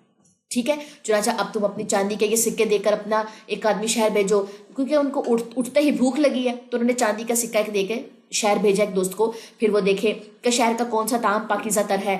اب انہوں نے جس کو بھیجا اس کو کہا کہ پاکیزہ کھانا لے کر آنا، حلال کھانا لے کر آنا. یوتھ ہے یہ. اور ہم کہتے ہیں کہ ہم جوان ہیں، ابھی ہمارا کیا ٹائم ہے کہ اب ہم دین اسلام سیکھیں. یہ یوتھ ہے اس ٹائم کی، نوجوانوں کی بات ہو رہی ہے. تو جی پاکیزہ کھانا لے کر آنا. ٹھیک ہے، تو وہ اس میں سے تمہارے لیے کچھ کھانا لے آئے اور چاہیے کہ وہ نرمی سے بات کریں اور تمہارے متعلق بالکل کسی کو نہ بتائے. اب اس نے کہا کہ تم کھانا لے کر آؤ، نرمی سے بات کرنا. اخلاق دیکھیں ان نوجوانوں کا.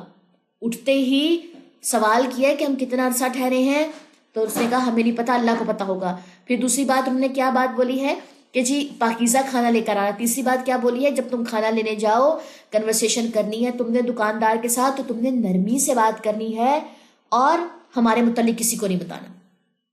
جب ماں باپ اپنی اولاد کو یہ ساری انسٹرکشنز دے کے بھیجتے ہیں تو بچے کہتے ہیں نہیں ہم تو سب کچھ بتا کے آئیں گے. آگے آ جائیے.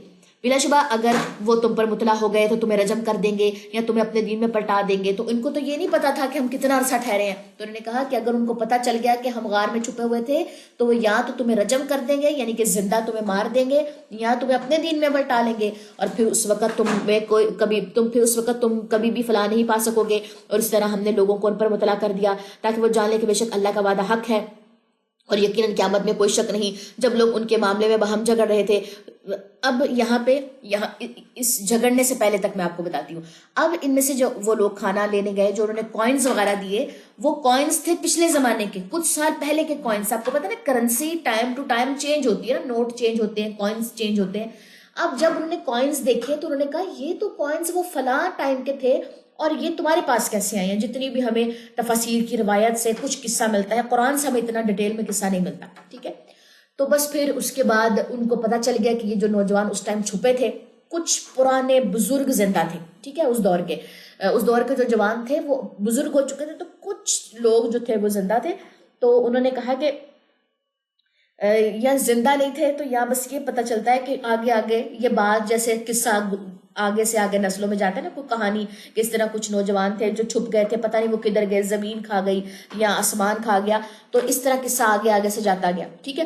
تو ان کو کچھ یہ قصہ یاد تھا کہ کچھ نوجوان تھے، کہیں یہ وہ نوجوان تو نہیں ہے، ٹھیک ہے. تو وہ بھاگے ان نوجوانوں کے پیچھے، کھانا شانا تو ان کو نہیں دیا، اب بھاگے. تو پھر اللہ تعالیٰ نے چونکہ ان کے اوپر یہ بات لوگوں کے اوپر مطلع کر دی تھی کہ ہاں یہ وہی نوجوان ہے، تاکہ اللہ تعالیٰ جو ہے، جو اللہ کا وعدہ ہے وہ ان سب کو پتہ چلے کہ قیامت پہ کوئی شک نہیں ہے.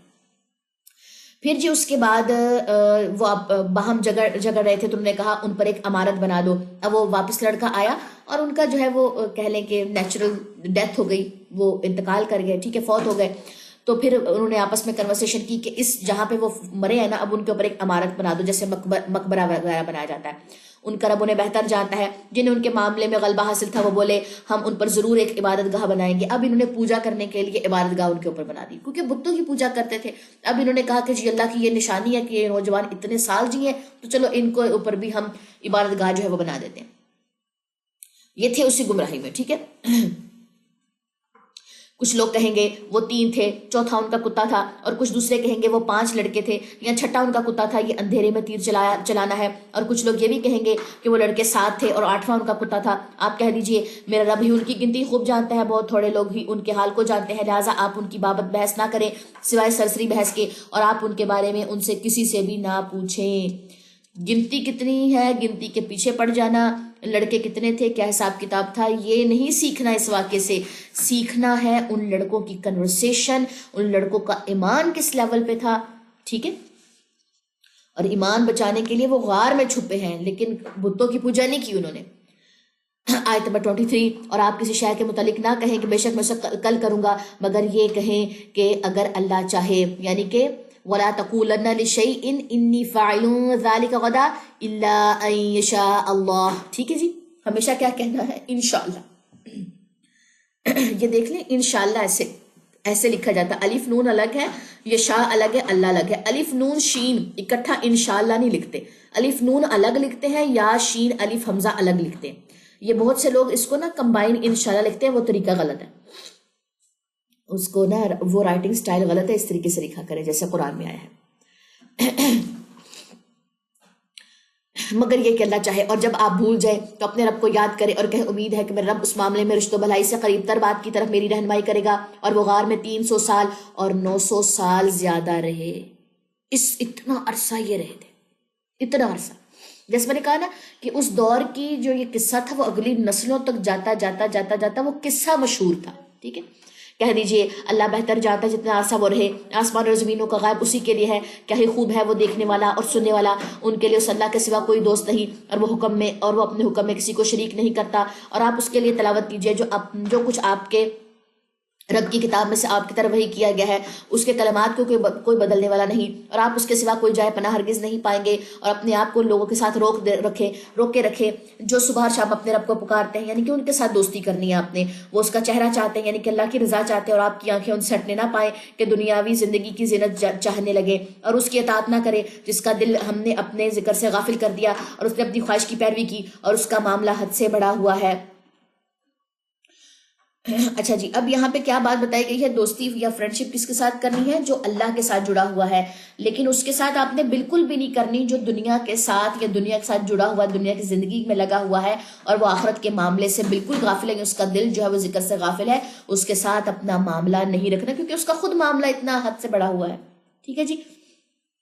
اور کہہ دیجئے حق تو تمہارے رب کی طرف سے ہے، پھر جو چاہے ایمان لائے اور جو چاہے کفر کرے. بلا شبہ ہم نے ظالموں کے لیے ایسی آگ تیار کر رکھی ہے جس کی کناتوں نے ان کا احاطہ کر رکھا ہے، اور اگر وہ فریاد کریں گے تو ایسے پانی کے ساتھ سنی جائے گی جو تلچھٹ کے مانند ہوگا. وہ ان کے چہرے بھون ڈالے گا. کیا برا مشروب ہے اور کیا بری آرام گاہ، یعنی کہ ان کے اوپر ایسا پانی پھینکا جائے گا جن سے ان کے چہرے بھون جائیں گے. مسالہ بھونتے ہیں نا ہنڈیا کا، کتنا بھونتے ہیں، بھون بھون کے آئل ڈالتے جائیں گے، بھونتے جائیں گے، جب تک اس کو بھونا نہ جائے، اس کے اندر سے پیاز کی کڑاہٹ اور وہ اچھے طریقے سے وہ ہونا جائے، ہم اس کی جان نہیں چھوڑتے ہیں۔ اگر گوشت بھوننا ہو تو سوچیں ہم کتنا ٹائم لگاتے ہیں بھوننے کو۔ اللہ تعالیٰ کہتے ہیں اس روز تمہارے چہرے بھونے جائیں گے۔ نیکسٹ ہے جی آیت نمبر 30، بے شک جو لوگ ایمان لائے اور انہوں نے نیک عمل کیے، یقیناً ہم ان کا اجر ضائع نہیں کرتے جس نے اچھا عمل کیا۔ انہی لوگوں کے لیے ابدی باغات ہیں جن کے نیچے نہریں جاری ہیں، وہاں انہیں سونے کے کنگن پہنائے جائیں گے اور وہ باریک اور موٹے ریشم کے سبز کپڑے پہنیں گے، وہاں تختوں پر تکیے لگائے بیٹھے ہوں گے، کیا اچھا بدلہ ہے جنت اور کیا اچھی آرام گاہ ہے وہ۔ اور اے نبی، نیکسٹ ہے جی آیت نمبر 32، اور اے نبی بیان کیجئے ان کے لیے دو آدمیوں کی مثال، ہم نے ان میں سے ایک کو انگوروں کے 2 باغ دیے۔ اب یہ اگلا قصہ ہے، اگلا کوسچن اس کا آنسر، ٹھیک ہے۔ اب 2 آدمیوں کا قصہ ہے کہ ان میں سے دونوں کو باغ ملے تھے اور ان کے گرد کھجوروں کی باڑ لگا دی اور ان کے دونوں کے درمیان کھیتی اگائی، دونوں باغ اپنا پھل لاتے اور ان میں سے کچھ نہ گھٹاتے، ٹھیک ہے۔ اور ان دونوں کے درمیان ہم نے ایک نہر بہائی، یعنی کہ ساتھ ہی پانی کو سیراب کرنا، وہ سب کام جو تھے وہ بڑے آسان ہو گئے تھے ان کے لیے نا۔ اور اسے پھل ملا تو وہ اپنے ساتھی سے کہنے لگا، جبکہ وہ اس سے گفتگو کر رہا تھا، میں تجھ سے مال میں زیادہ ہوں۔ اب ایک ساتھی کہتا ہے میرا باغ تو زیادہ پھل دیتا ہے، میں تجھ سے مال میں زیادہ ہوں اور جتھے میں بھی زیادہ معزز ہوں۔ اور وہ اپنے باغ میں داخل ہوا جبکہ وہ اپنی جان کے لیے ظالم تھا۔ اس نے کہا میں نہیں سمجھتا یہ باغ کبھی تباہ ہو، یعنی کہ اس نے غرور اور تکبر کیا۔ میرے پاس باغ اچھا ہے، میرے پاس جو اس کا پھل آتا ہے وہ زیادہ ہے، اور زیادہ کے چکر میں کہہ لیں کہ اس نے یہ کیا کہا کہ مجھے لگتا ہے کہ یہ باغ کبھی تباہ نہیں ہوگا اور میں نہیں سمجھتا کہ قیامت قائم ہونی ہے، اور اگر بالفرض مجھے اپنے رب کی طرف لوٹایا گیا تو یقیناً میں وہاں ان باغوں سے بہتر لوٹنے کی جگہ پاؤں گا۔ اس قدر تکبر تھا۔ آج آپ دیکھ لیں اگر ہمارے پاس کچھ بھی زیادہ ہوتا ہے تو ہم کہتے ہیں کہ میرے پاس زیادہ اچھا، اور مجھے نہیں لگتا یہ کبھی میرے سے کم ہونے والا ہے یا ختم ہونے والا ہے۔ اس کے مومن ساتھی نے اس سے کہا جبکہ وہ اس سے گفتگو کر رہا تھا، کیا تو اس سے کفر کرتا ہے جس نے تجھے مٹی سے پیدا کیا؟ ایک آیت سکپ ہو گئی 36، اور میں نہیں سمجھتا کہ قیامت قائم ہونی ہے، اور اگر بالفرض مجھے اپنے رب کی طرف لوٹایا گیا تو یقیناً میں وہاں ان باغوں سے بہتر لوٹنے کی جگہ پاؤں گا۔ اس کے مومن ساتھی نے اس سے کہا جبکہ وہ اس سے گفتگو کر رہا تھا، کیا تو اس سے کفر کرتا ہے جس نے تجھے مٹی سے پیدا کیا، پھر نطفے سے، پھر تجھے پورا مرد بنا دیا؟ لیکن میرا تو عقیدہ ہے کہ وہی اللہ میرا رب ہے اور میں اپنے رب کے ساتھ کسی کو شریک نہیں کرتا۔ اور جب تو اپنے باغ میں داخل ہوا تو کیوں نہ کہا ماشاء اللہ قوت الا باللہ، یعنی کہ نعمت پر غرور اور تکبر کرنے کی بجائے، فخر کرنے کی بجائے اللہ کا شکر ادا کیوں نہ کیا۔ اور لا حول ولا قوت الا باللہ یہ جنت کے خزانوں میں سے ایک خزانہ ہے، ٹھیک ہے۔ جنت میں کھجور کا درخت لگتا ہے، یہ جو ہے ہاں یہ جو اس تسبیح سے، ٹھیک ہے، اس تسبیح کی فضیلت پتہ، لا حول ولا قوت الا باللہ۔ اور آگے ماشاءاللہ یعنی کہ کتنی ہی خوبصورت چیز ہے، یعنی کہ جو اللہ نے اس کو عطا کیا۔ تو جب تو اپنے باغ میں داخل ہوا تو نے یہ کیوں نہ کہا، ٹھیک ہے۔ تو جب بھی کسی کو آپ دیکھیں، کسی بچے کو کوئی شرارت کرتے ہوئے دیکھیں یا کسی کے پاس کہہ لیں کہ آپ کوئی نعمت دیکھیں تو لازمی کہا کریں ماشاءاللہ لا حول ولا قوت الا باللہ۔ اور اگر مجھے مال اور اولاد میں کمتر دیکھتا تو امید ہے کہ میرے رب مجھے تیرے باغ سے بہتر دے اور اس تیرے باغ پر آسمان سے کوئی عذاب بھیجے تو وہ عذاب چٹیل پھسلنا، تو وہ جو باغ ہے وہ چٹیل پھسلنا میدان ہو جائے یا اس کا پانی گہرا ہو جائے، پھر تو اسے تلاش کرنے کی استطاعت نہ رکھے۔ یعنی کہ اب اس دوست نے یہ دعا کی کہ اللہ تعالیٰ جو ہے وہ تیرے اوپر عذاب بھیجے کیونکہ تو نے اس قدر تکبر، غرور اور کفر کی باتیں کی ہیں، ٹھیک ہے۔ اور اس کا پھل گھیر لیا، یعنی کہ تباہ کر دیا گیا۔ پھر وہ اس مال میں اپنی ہتھیلیاں ملتا رہ گیا جو اس پر اس نے خرچ کیا تھا، جبکہ وہ باغ اپنی چھتریوں پر گرا ہوا تھا، اور وہ کہتا تھا اے کاش میں اپنے رب کے ساتھ کسی کو شریک نہ کرتا، اور اس کی کوئی ایسی جماعت نہ تھی جو اللہ کے سوا اس کی مدد کرتی، اور نہ ہوا وہ ہم سے بدلہ لینے والا۔ وہاں تو تمام اختیار اللہ سچے ہی کا ہے، وہی ہے بہتر ثواب اور بہتر بدلہ دینے والا۔ اب وہ جس نہر پہ اتراتا تھا اسی نہر کے ذریعے جو ہے پورا عذاب آیا، پورا جو ہے وہ باغ جو تھا وہ بہا کے لے گیا، ٹھیک ہے جی۔ وہ پانی جو تھا، جو بھی عذاب کی شکل تھی، پانی آیا جس طریقے سے گیا وہ تو ہمیں نہیں پتہ چلتا، لیکن یہ تھوڑا سا روایت سے پتہ چلتا ہے کہ جی اس طریقے سے پورا جو باغ تھا وہ تباہ برباد ہو گیا اسی نہر کے ذریعے سے، باقی اللہ تعالیٰ بہتر جانتے ہیں۔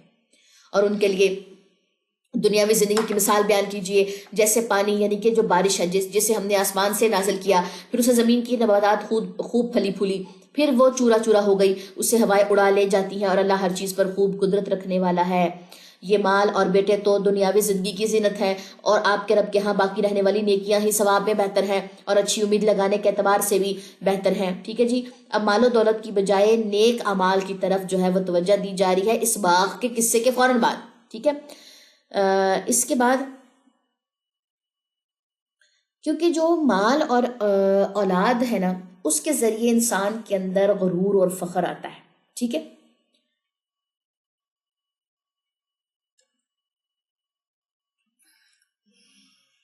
تو ان سارے کاموں کو جو ہے وہ چھوڑنا ہے، اور کون سے کام کرنے کا یہاں پہ کہا کیا ہے؟ وہ اعمال جن سے ہم اللہ کو راضی کرنے والے ہوں۔ ٹھیک ہے جی، اور جس دن ہم پہاڑوں کو چلائیں گے اور آپ زمین کو صاف میدان دیکھیں گے اور ہم ان کو اکٹھا کریں گے، چنانچہ ہم انہی میں سے کسی کو بھی نہیں چھوڑیں گے، اور وہ آپ کے رب کے سامنے صف بستہ پیش کیے جائیں گے۔ کہا جائے گا یقیناً تم ہمارے پاس آئے ہو جیسے ہم نے تمہیں پہلی بار پیدا کیا تھا، بلکہ تم سمجھتے تھے کہ ہم تمہارے لیے کوئی وعدہ نہیں ٹھہرائیں گے۔ وہ ہر ایک کا اعمال نامہ سامنے رکھ دیا جائے گا، پھر آپ مجرموں کو دیکھیں گے کہ وہ اس کی تحریر سے یا اس کے اندر جو چیزیں درج ہیں اسے ڈر جائیں گے اور کہیں گے ہائے ہماری کم بختی، کیسا ہے یہ اعمال نامہ، وہ کسی چھوٹے اور بڑے عمل کو نہیں چھوڑ رہا، اس نے تو سب کچھ ہی شمار کر رکھا ہے، اور انہوں نے جو عمل کیے تھے حاصل پائیں گے، اور آپ کا رب کسی پر ظلم نہیں کرے گا۔ اور جب ہم نے فرشتوں سے کہا تم آدم کو سجدہ کرو تو ابلیس کے سوا سب نے سجدہ کیا، وہ جنوں میں سے تھا، چنانچہ اس نے اپنے رب کا حکم نہ مانا۔ کیا پھر بھی تم مجھے چھوڑ کر اسے اور اس کی اولاد کو دوست بناتے ہو، جبکہ وہ تمہارے دشمن ہے؟ ظالموں کے لیے بہت ہی برا بدلہ ہے۔ ہم نے آسمان اور زمین کی پیدائش میں گواہ نہیں بنایا تھا، اور نہ ان کی اپنی پیدائش میں ہی، اور میں گمراہ کرنے والوں کو اپنا بازو یعنی کہ مددگار بنانے والا نہیں۔ اور جس دن اللہ کہے گا بلا میرے شریکوں کو جنہیں تم میرا شریک سمجھتے تھے، پھر وہ انہیں پکاریں گے مگر وہ انہیں کوئی جواب نہ دیں گے، اور ہم ان کے درمیان ہلاکت بنا دیں گے۔ اور مجرم آگ کو دیکھیں گے تو یقین کریں گے کہ بے شک وہ اس میں گرنے والے ہیں، اور وہ اس سے بچنے کی راہ نہ پائیں گے۔ اور ہم نے اس قرآن میں لوگوں کے لیے پھیر پھیر کر ہر قسم کی مثال بیان کی ہے، اور انسان تمام چیزوں سے زیادہ جھگڑالو ہے۔ تو یہاں پہ کیا بتایا گیا ہے کہ انسان جو ہے وہ بہت جلدی کرتا ہے جھگڑا کرنے میں یا لڑنے میں، بے صبرا ہے، نہ شکرا ہے۔ آیت نمبر 55، اور لوگوں کو ایمان لانے سے نہیں روکا اور نہ اپنے رب سے استغفار کرنے سے، جبکہ ان کے پاس ہدایت آ گئی، مگر صرف اس بات نے کہ وہ چاہتے ہیں انہیں پہلے لوگوں کا سا معاملہ پیش آئے، نہ ان کے سامنے عذاب آ جائے۔ اور ہم رسولوں کو صرف اس لیے بھیجتے ہیں کہ وہ لوگوں کو خوشخبری دیں اور ڈرائیں، اور کافر لوگ تو باطل طریقے سے جھگڑتے ہیں تاکہ ان کے ساتھ حق کو شکست دے، اور انہوں نے ہماری آیات کو جس چیز سے ڈرائے گئے ان کو مذاق بنا لیا۔ اور اس سے زیادہ ظالم کون ہے جسے اس کے رب کی آیات نے نصیحت کی جسے اس کے رب کی آیات سے نصیحت کی جائے تو وہ اس سے منہ موڑ لے، اور جو کچھ ان کے دونوں ہاتھوں نے آگے بھیجا ہے اسے بھول جائے۔ بے شک ہم نے ان کے دلوں پر پردے ڈال دیے ہیں کہ اس قرآن کو نہ سمجھیں، اور ان کے کانوں میں ڈانٹ ہے، اور اگر آپ انہیں ہدایت کی طرف بلائیں تو بھی وہ کبھی ہدایت نہ پائیں گے۔ اور آپ کا رب خوب مغفرت والا، خوب رحمت والا ہے۔ اگر وہ ان کے کیے پر پڑے تو ان پر جلد عذاب لے آئے، بلکہ ان کے لیے وعدے کا وقت مقرر ہے، اور اس کے مقابل کوئی جائے پناہ نہیں پائیں گے۔ اور یہ بستیاں جنہیں ہم نے ہلاک کیا جب انہیں ظلم کیا، اور ہم نے ان کی ہلاکت کے لیے ایک وقت مقرر کر رکھا تھا۔ اور جب موسیٰ نے اپنے جوان یوشع بن نون سے کہا میں تو چلتا ہی رہوں گا حتیٰ کہ دو دریاؤں کے سنگم پر پہنچ جاؤں، یا میں مدت ہائے دراز تک چلتا رہوں۔ پھر جب وہ دو دریاؤں کے سنگم پر پہنچے تو اپنی مچھلی بھول گئے، اور وہ دریا میں سرنگ کا سا راستہ بنا کر چلی گئی۔ اب یہاں سے موسیٰ علیہ السلام کا ایک واقعہ جو ہے وہ آپ کو ملے گا۔ دیکھیں، موسیٰ علیہ السلام نے ایک بات کہی کہ ان کے پاس جو ہے وہ علم ہے، ٹھیک ہے؟ تو اللہ تعالیٰ نے ان کی طرف وحی کی کہ ایک ہمارا بندہ ہے، وہ کہہ لیں کہ دریا کے پار ہے، اس کا نام ہے خضر، ٹھیک ہے؟ خضر اس کا نام تھا، خضر علیہ السلام۔ تو موسیٰ علیہ السلام کو یہ حکم دیا۔ اب یہ دوسرا کوشچن ہے یا تیسرا کوشچن کے آنسر ہے، ٹھیک ہے؟ 2-3 ان کے کوشچنز تھے قریش مکہ اور یہودوں کے۔ تو اب خضر علیہ السلام کو اللہ تعالیٰ نے کچھ چیزوں کا علم دیا، اور موسیٰ علیہ السلام کو کہا کہ آپ دریا پار کر کے جائیے اور ان سے وہ علم سیکھ کر آئیں۔ نبی کو کہا کسی عام انسان سے جائیں اور جو ہے وہ علم سیکھ کر آئیں، ٹھیک ہے؟ اب رسول اللہ صلی اللہ علیہ وسلم اب موسیٰ علیہ السلام اپنے ساتھ ایک آدمی کو لیا، ایک جوان کو لیا، اس کا نام تھا یوشع بن نون، ٹھیک ہے؟ اب یہ دونوں جو تھے انہوں نے کشتی کا سفر کیا، اور کہہ لیں کہ اللہ تعالیٰ نے کہا کہ اپنے ساتھ ایک مچھلی جو ہے وہ رکھ لینا، جہاں پر مچھلی جو ہے کشتی سے چھلانگ لگاتی ہوئی ایک رستہ بنائے گی، وہاں سے مطلب کہ اس جگہ سے آپ نے اس کا پیچھا کرتے کرتے آپ نے جو ہے کنارے پر جانا ہے، اور وہاں پہ آپ کو جو ہے وہ خضر علیہ السلام ملیں گے. ٹھیک ہے. اب اس وقت گوگل میپ نہیں تھے، یہ بات مائنڈ میں رکھیں. اور اللہ تعالیٰ نے ایڈریس اس طریقے سے سمجھایا. اب مچھلی ساتھ رکھ لی. موسیٰ علیہ السلام کچھ دیر کے لیے سو گئے، اور یوشع بن نون جو تھے وہ کشتی میں جاگ رہے تھے، کشتی چلا رہے تھے، جو بھی ان کا حساب کتاب تھا. تو مچھلی ایک مقام ایسا آیا کہ مچھلی نے چھلانگ لگائی کشتی سے نیچے، جو ہے وہ اسے چھلانگ لگائی اور رستہ بناتے بناتے چلی گئی. اب وہ کیسا رستہ بنا کے گئی اور وہ رستے کے جو نشانات تھے وہ باقی رہ گئی، یہ ہمیں اس کی کیفیت نہیں پتا. ٹھیک ہے. اب کچھ ٹائم گزرنے کے بعد موسیٰ علیہ السلام کی آنکھ کھلی، اور انہوں نے یوشع بن نون سے پوچھا کہ ہم کہاں پر پہنچے. تو انہوں نے کہا کہ ہم یہاں پہنچے ہیں، لیکن مچھلی نے پہلے ہی چھلانگ لگا دی ہے، مجھے آپ کو بتانا بھول گیا، آپ سو رہے تھے، میں بھول گیا اس کے بعد نا. تو پھر واپس انہوں نے کشتی موڑی، اور موڑ کے جو ہے وہ اس مچھلی کی نے جہاں پہ جو بھی رستہ بنایا تھا اس کا پیچھا کرتے کرتے دریا کے کنارے تک پہنچ گئے، اور پھر خضر علیہ السلام سے ملاقات کی اور ان سے جو ہے وہ علم سیکھنے کے بارے میں بتایا. تو خضر علیہ السلام نے کہا کہ میرے پاس جو علم ہے اگر وہ میں تمہیں سکھاؤں تو تم اس پہ صبر نہیں کر سکو گے، مطلب وہ ایسا علم ہے. تو موسیٰ علیہ السلام نے کہا میں صبر کر لوں گا. انہوں نے کہا کہ نہیں، کوشچن آنسر نہیں، کوشچنز کی اجازت نہیں. انہوں نے کہا میں بالکل بھی کوشچنز نہیں کروں گا، میں بالکل بھی آپ سے سوالات نہیں پوچھوں گا. لیکن بار بار موسیٰ علیہ السلام سوال پوچھ دیتے تھے. تو بس 3-4 قصے یا 3-4 ایسے علوم ہی ہیں جو وہ سیکھ پائے تھے. ساتھ ساتھ میں یہ واقعہ جو ہے وہ ریڈ کرتی ہوں اور ساتھ ساتھ پھر آپ کو ایکسپلین کرتی جاتی ہوں، لیکن تھوڑا سا پس منظر میں نے آپ لوگوں کو پہلے جو ہے وہ اس کا بتا دیا ہے. تو پھر جب وہ دو دریاؤں کے سنگم پر پہنچے تو وہ اپنی مچھلی بھول گئے، اور وہ دریا میں سرنگ کا سا رستہ بنا کر چلی گئی. پھر جب وہ دونوں آگے چلے تو اس موسیٰ نے اپنے جوان سے کہا کہ ہمارا ناشتہ ہمارے پاس لاؤ، ہمیں ہمارے سفر میں تھکاوٹ ہو گئی ہے. وہ بولا بھلا آپ نے دیکھا جب ہم چٹان کے پاس ٹھہرے تھے تو میں مچھلی بھول گیا اور مجھے شیطان ہی نے بلایا کہ آپ سے اس کا ذکر کروں، اور وہ عجیب طرح دریا میں رستہ بنا کر چلی گئی. انہوں نے کہا میں تو آپ کو بتانا ہی بھول گیا کہ مچھلی صاحبہ تو چلی گئی ہیں. ٹھیک ہے جی، مجھے تو شیطان نے بھلا دیا. تو یہاں سے ہمیں پتہ چلا کہ اتنا ماشاءاللہ سے علم تھا یوشع بن نون کے پاس بھی کہ ان کو پتہ تھا کہ شیطان جو ہے وہ بھلاتا ہے، شیطان کھلا دشمن ہے. اور انہوں نے موسیٰ علیہ السلام کو نیند سے جگایا نہیں. اور یہاں پہ اگر کوئی سو رہا ہو تو اتنا ہم شور کرتے ہیں کہ اس کو کسی طرح ہم نیند سے جگا کے سانس لیتے ہیں. ٹھیک ہے. موسیٰ علیہ السلام نے کہا یہی تو ہے جو کچھ ہم چاہتے تھے. پھر وہ اپنے قدموں کے نشانات دیکھتے ہوئے لوٹے. چنانچہ ان دونوں نے ہمارے بندوں میں سے ایک بندے یعنی کہ خضر کو پایا. ہم نے اسے اپنی طرف سے رحمت دی تھی اور اپنے پاس سے خاص علم سکھایا تھا. موسیٰ نے اس سے کہا کیا اس شرط پر میں تیرا اتباع کر سکتا ہوں کہ تو مجھے اس میں سے سکھائے جو تجھے بھلائی سکھائی گئی ہے؟ وہ بولا بے شک تو میرے ساتھ ہرگز صبر نہ کر سکے گا، اور جو چیز تیرے احاطے علم میں نہیں تو اس پر صبر کر بھی کیسے سکتا ہے؟ موسیٰ نے کہا انشاءاللہ تو مجھے صابر پائے گا اور میں کسی حکم میں تیری نافرمانی نہیں کروں گا. خضر نے کہا پھر اگر تو میرا اتباع کرنا چاہتا ہے تو کسی شے کی بابت مجھ سے سوال نہ کرنا. خضر علیہ السلام نے کہا میں تب تمہیں علم سکھاؤں گا اگر تم کوسچنز نہ کرو، حتیٰ کہ میں تمہیں خود اس کا ذکر جو ہے وہ بتاؤں. ٹھیک ہے، یا اس کا خود ذکر چھیڑوں تجھ سے. پھر وہ دونوں چلے حتیٰ کہ جب وہ کشتی میں سوار ہوئے تو خضر علیہ السلام نے کشتی کے تختے توڑ دیے، یعنی کہ اس میں سوراخ کر دیا، کچھ بھی اس میں نا ڈیمیج کر دیا کشتی کو. موسیٰ علیہ السلام نے کہا کیا تو اسے توڑ رہا ہے تاکہ اس کشتی والوں کو غرق کر دے؟ تو نے بڑا ہولناک کام کیا. خضر نے کہا کیا میں نے نہ کہا تھا کہ تو میرے ساتھ ہرگز صبر نہیں کر سکے گا؟ موسیٰ علیہ السلام نے کہا میری بھول چوک پر مجھے نہ پکڑ اور میرے معاملے مجھے مشکل میں نہ ڈال. پھر وہ دونوں چلے حتیٰ کہ انہیں ایک لڑکا ملا. خضر نے اسے قتل کر دیا. موسیٰ علیہ السلام نے کہا کیا تو نے ایک پاک نفس بے گناہ کو کسی جان کے قصاص کے بغیر قتل کر دیا؟ یقیناً تو نے بہت برا کام کیا. اب اس معاملے میں بھی موسیٰ علیہ السلام نے جو ہے وہ کوسچن کیا. خضر علیہ السلام نے کہا کیا میں نے تجھ سے نہیں کہا تھا کہ بلا شبہ تو میرے ساتھ ہرگز صبر نہیں کر سکے گا؟ آیت نمبر 76.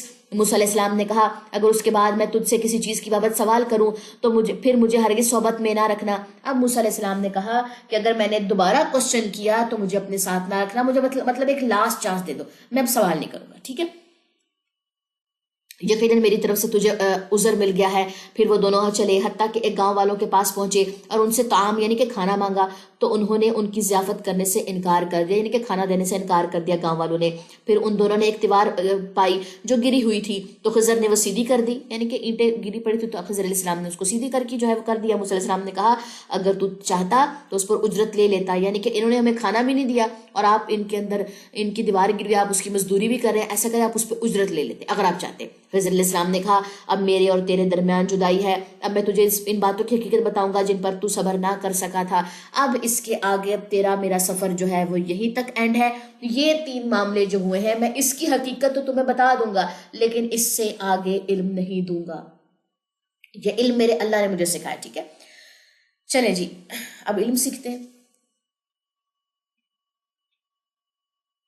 آیت نمبر 79، وہ کشتی جو پہلا جو سین تھا، سین نمبر 1، جو کشتی جو تھی توڑی تھی، جس کے تختے توڑے تھے، جس میں کوئی سوراخ وغیرہ کیا تھا، جس کو ڈیمیج کیا تھا، پہلے سین کی طرف آ جائیے۔ وہ کشتی تو چند مسکینوں کی تھی جو دریا میں چلاتے تھے، لہٰذا میں نے ارادہ کیا کہ اس میں عیب ڈال دوں، جبکہ ان کے آگے ایک بادشاہ تھا جو ہر قسم کی جو کشتی تھی نا وہ اپنے قبضے میں لے رہا تھا۔ تو جو کشتیوں کے اندر عیب ہوتا ہے یا کوئی نقص ہوتا تھا، بادشاہ وہ کشتی نہیں لے رہا تھا، اور یہ کشتی جو تھی جس میں موسیٰ علیہ السلام اور خضر علیہ السلام بیٹھے تھے وہ کسی چند مسکینوں کی کشتی تھی، ٹھیک ہے۔ تو انہوں نے اس کے اندر جو ہے وہ نقص پیدا کر دیا کشتی میں تاکہ بادشاہ نہ لے، اور مسکین جو ہے وہ اس کے ذریعے سے جو ہے ذریعہ معاش اپنا بڑھاتے چلے جائیں، ٹھیک ہے۔ سین نمبر 1 اینڈ ہو گیا۔ اب ہے جی سین نمبر 2 جس میں لڑکے کو قتل کیا تھا، اور وہ جو لڑکا تھا تو اس کے ماں باپ مومن تھے، لہٰذا ہم ڈرے کہ وہ سرکشی اور کفر کی وجہ سے انہیں گناہ پر مجبور کرے گا۔ اب جن کی اولاد دیکھیں کافر ہوتی ہے تو وہ اپنے ماں باپ کو بھی تو مجبور کرتی ہے نا گناہ پہ، نافرمانی پہ، کفر کے اوپر، تو پھر اس لڑکے کو قتل کر دیا، ٹھیک ہے جی۔ چنانچہ ہم نے چاہا کہ ان دونوں کا رب انہیں ایسا بدل دے جو اس سے پاکیزگی میں بہتر اور محبت میں قریب تر ہو۔ اب کچھ لوگوں کو آپ نے دیکھا ہوگا کہ ان کی اولاد بہت جلدی جو ہے وہ فوت ہو جاتی ہے، کوئی 10 سال کی عمر میں، کوئی 5 سال کی عمر میں، کوئی بچپن میں۔ ہم کہتے ہیں کہ ان کی اولاد فوت ہو گئی ہے، ہائے اگر وہ بڑا ہوتا یہ کرتا وہ کرتا۔ ہمیں نہیں پتا کہ اولاد نے کل کو بڑا ہو کر جو ہے وہ نافرمانی کرنی تھی یا فرما بردار بننا تھا، یہ اللہ کو بہتر پتا ہوتا ہے۔ اللہ تعالیٰ جس کو چاہے جب چاہے دنیا سے لے جائے۔ یہ باتیں نہیں کرنی چاہیے کہ آج اس کے بچے ہوتے یا اس کا فلاں بیٹا جو فوت ہو گیا، اگر وہ ہو جاتا وہ جوانی میں ہی فوت ہو گیا ہے تو وہ کتنا اچھا ہوتا، وہ ماں باپ کا سہارا بنتا۔ یہ بات ہمیں نہیں پتا کہ کل کو اس نے ماں باپ کا سہارا بننا تھا یا ماں باپ کو بھی اس نے نافرمانی کے اوپر لگانا تھا، ٹھیک ہے جی۔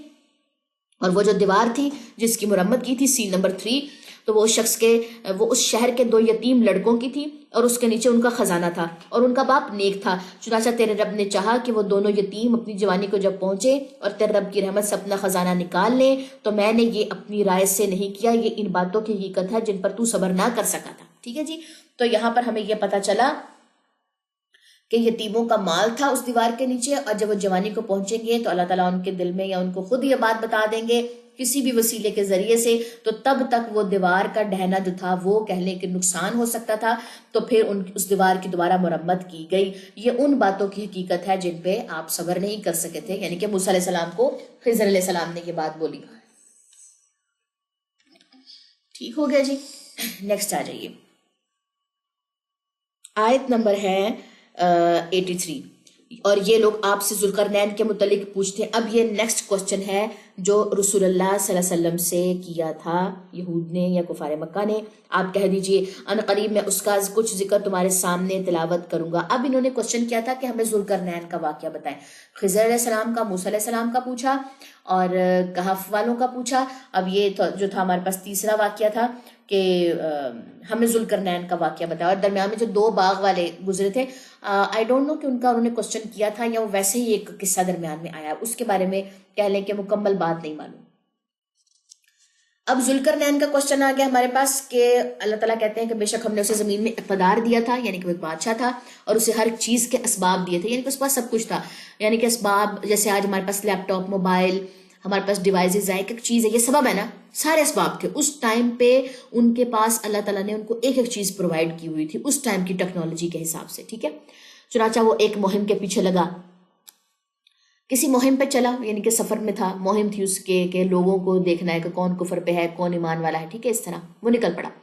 حتیٰ کہ وہ غروب آفتاب کی جگہ پہنچا، یعنی کہ جہاں پہ وہ رہتا تھا، جہاں اس سے لے کر جہاں پہ سورج غروب ہوتا تھا اس جگہ پہ پہنچا۔ اس نے اسے پایا کہ وہ ایک دلدلی ندی میں غروب ہو رہا ہے، اور اس کے پاس ایک قوم پائی۔ ہم نے کہا اے ذوالقرنین تجھے اختیار ہے، خواہ تو اس قوم کو سزا دے، خواہ اس سے اچھا برتاؤ کر۔ اس نے کہا وہ جس نے ظلم کیا تو ہم ان قریب سزا دیں گے، پھر وہ اپنے رب کی طرف لوٹایا جائے گا تو وہ اسے سخت ترین عذاب دے گا۔ جنہوں نے ظلم کیا، یعنی کہ جو اس قوم میں، اس بستی میں کفر والے ہیں، آپ دیکھ لیں کہ آپ نے ان کو سزا دینی ہے یا آپ نے ان کے ساتھ اچھا برتاؤ کرنا ہے۔ ہاں لیکن جو ظالم ہیں اس بستی میں، ان قریب ہم ان کو سزا دیں گے، وہ اپنے رب کی طرف لوٹائے جائیں گے اور ان کو عذاب دیا جائے گا جو اس بستی میں جو ہے کافر ہے۔ ٹھیک ہے، اللہ تعالیٰ نے اپنی بات بھی ان کو وہاں پہ بتا دی۔ اور وہ جو ایمان لایا اور نیک عمل کیے تو اس کے لیے اللہ کے ہاں اچھی جزا ہے، اور ہم بھی اپنے کام میں ان کے لیے آسانی کا حکم دیں گے۔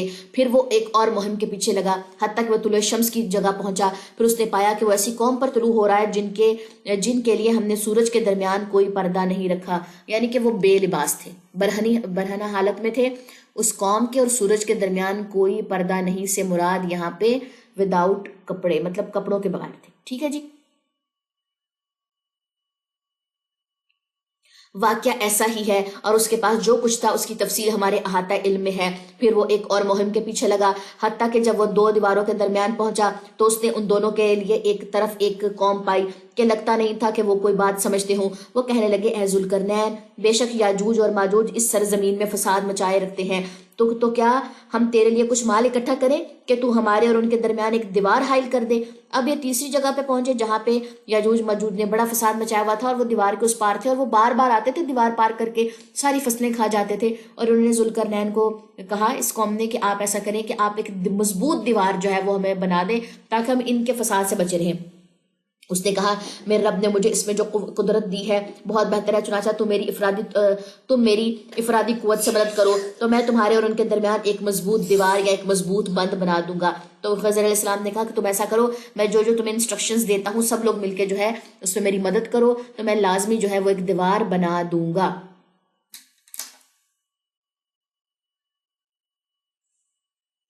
نیکسٹ ہے جی آیت نمبر 96، تم مجھے لوہے کے تختے لا دو، حتیٰ کہ جب اس نے دونوں پہاڑوں کے درمیانے خلا کو برابر کر دیا تو کہا اب اس میں دھونکو، یعنی کہ وہ خلا برابر کی، پھر اس کے اندر لوہے کے جو تختے تھے وہ پگھلا کر ڈالے گئے، حتیٰ کہ جب اس نے اسے آگ جیسا بنا دیا تو کہا میرے پاس پگھلا ہوا تانبا لاؤ اور اس کے اوپر ڈال دو۔ ٹھیک ہے، اس طریقے سے اس دیوار کو جو ہے وہ مضبوط بنایا گیا، کیونکہ یہ جو مخلوق ہے نا یاجوج ماجوج، یہ اللہ کی مخلوق ہے جو فی الحال ایک دیوار کے پیچھے محصور ہے۔ قیامت کے قریب جب اللہ چاہے گا اس دیوار میں سوراخ ہو جائے گا اور یہ باہر نکل آئیں گے اور فساد مچائیں گے۔ ٹھیک ہے جی، قیامت کی نشانیوں میں سے ایک نشانی یہ بھی ہے نا کہ یاجوج ماجوج دیوار میں سوراخ کر کے باہر نکل آئے گی۔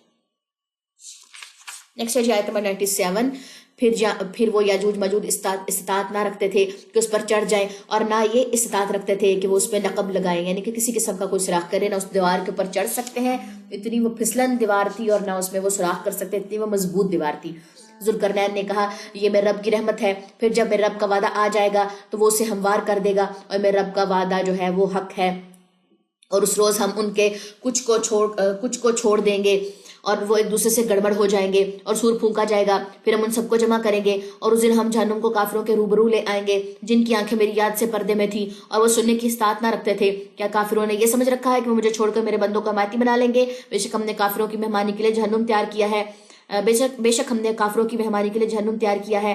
کہہ دیجئے یا کہیے اگر تم کہو تو کیا ہم تمہیں بتائیں کہ اعمال میں سب سے زیادہ خسارے میں کون ہے؟ جن کی صحیح دنیاوی زندگی میں اکارت گئی جبکہ وہ سمجھتے ہیں کہ وہ اچھے کام کر رہے ہیں، وہی ہیں جنہوں نے اپنے رب کی آیات اور اس کی ملاقات کا انکار کیا، چنانچہ ان کے اعمال برباد ہو گئے، لہٰذا یوم قیامت ہم ان کے لیے کوئی وزن قائم نہیں کریں گے، یہ ہے ان کی سزا جہنم، اس لیے کہ انہوں نے کفر کیا اور میری آیات اور میرے رسولوں کو ٹھٹا بنا لیا۔ بلا شبہ جو لوگ ایمان لائے اور انہیں نیک عمل کیے ان کی مہمانی کے لیے باغات فردوس ہیں، وہ ان میں ہمیشہ رہیں گے، وہاں سے جگہ بدلنا نہیں چاہیں گے۔ کہہ دیجیے اگر میرے رب کی باتوں کے کھلنے کے لیے سمندر سیاہی بن جائے، میرے رب کی باتیں لکھنے کے لیے کوئی سمندر جو ہے وہ سیاہی بن جائے تو میرے رب کی باتیں ختم ہونے سے پہلے سمندر ختم ہو جائے گا، اگرچہ ہم اس کے مثل اور سمندر مدد کو لے آئیں۔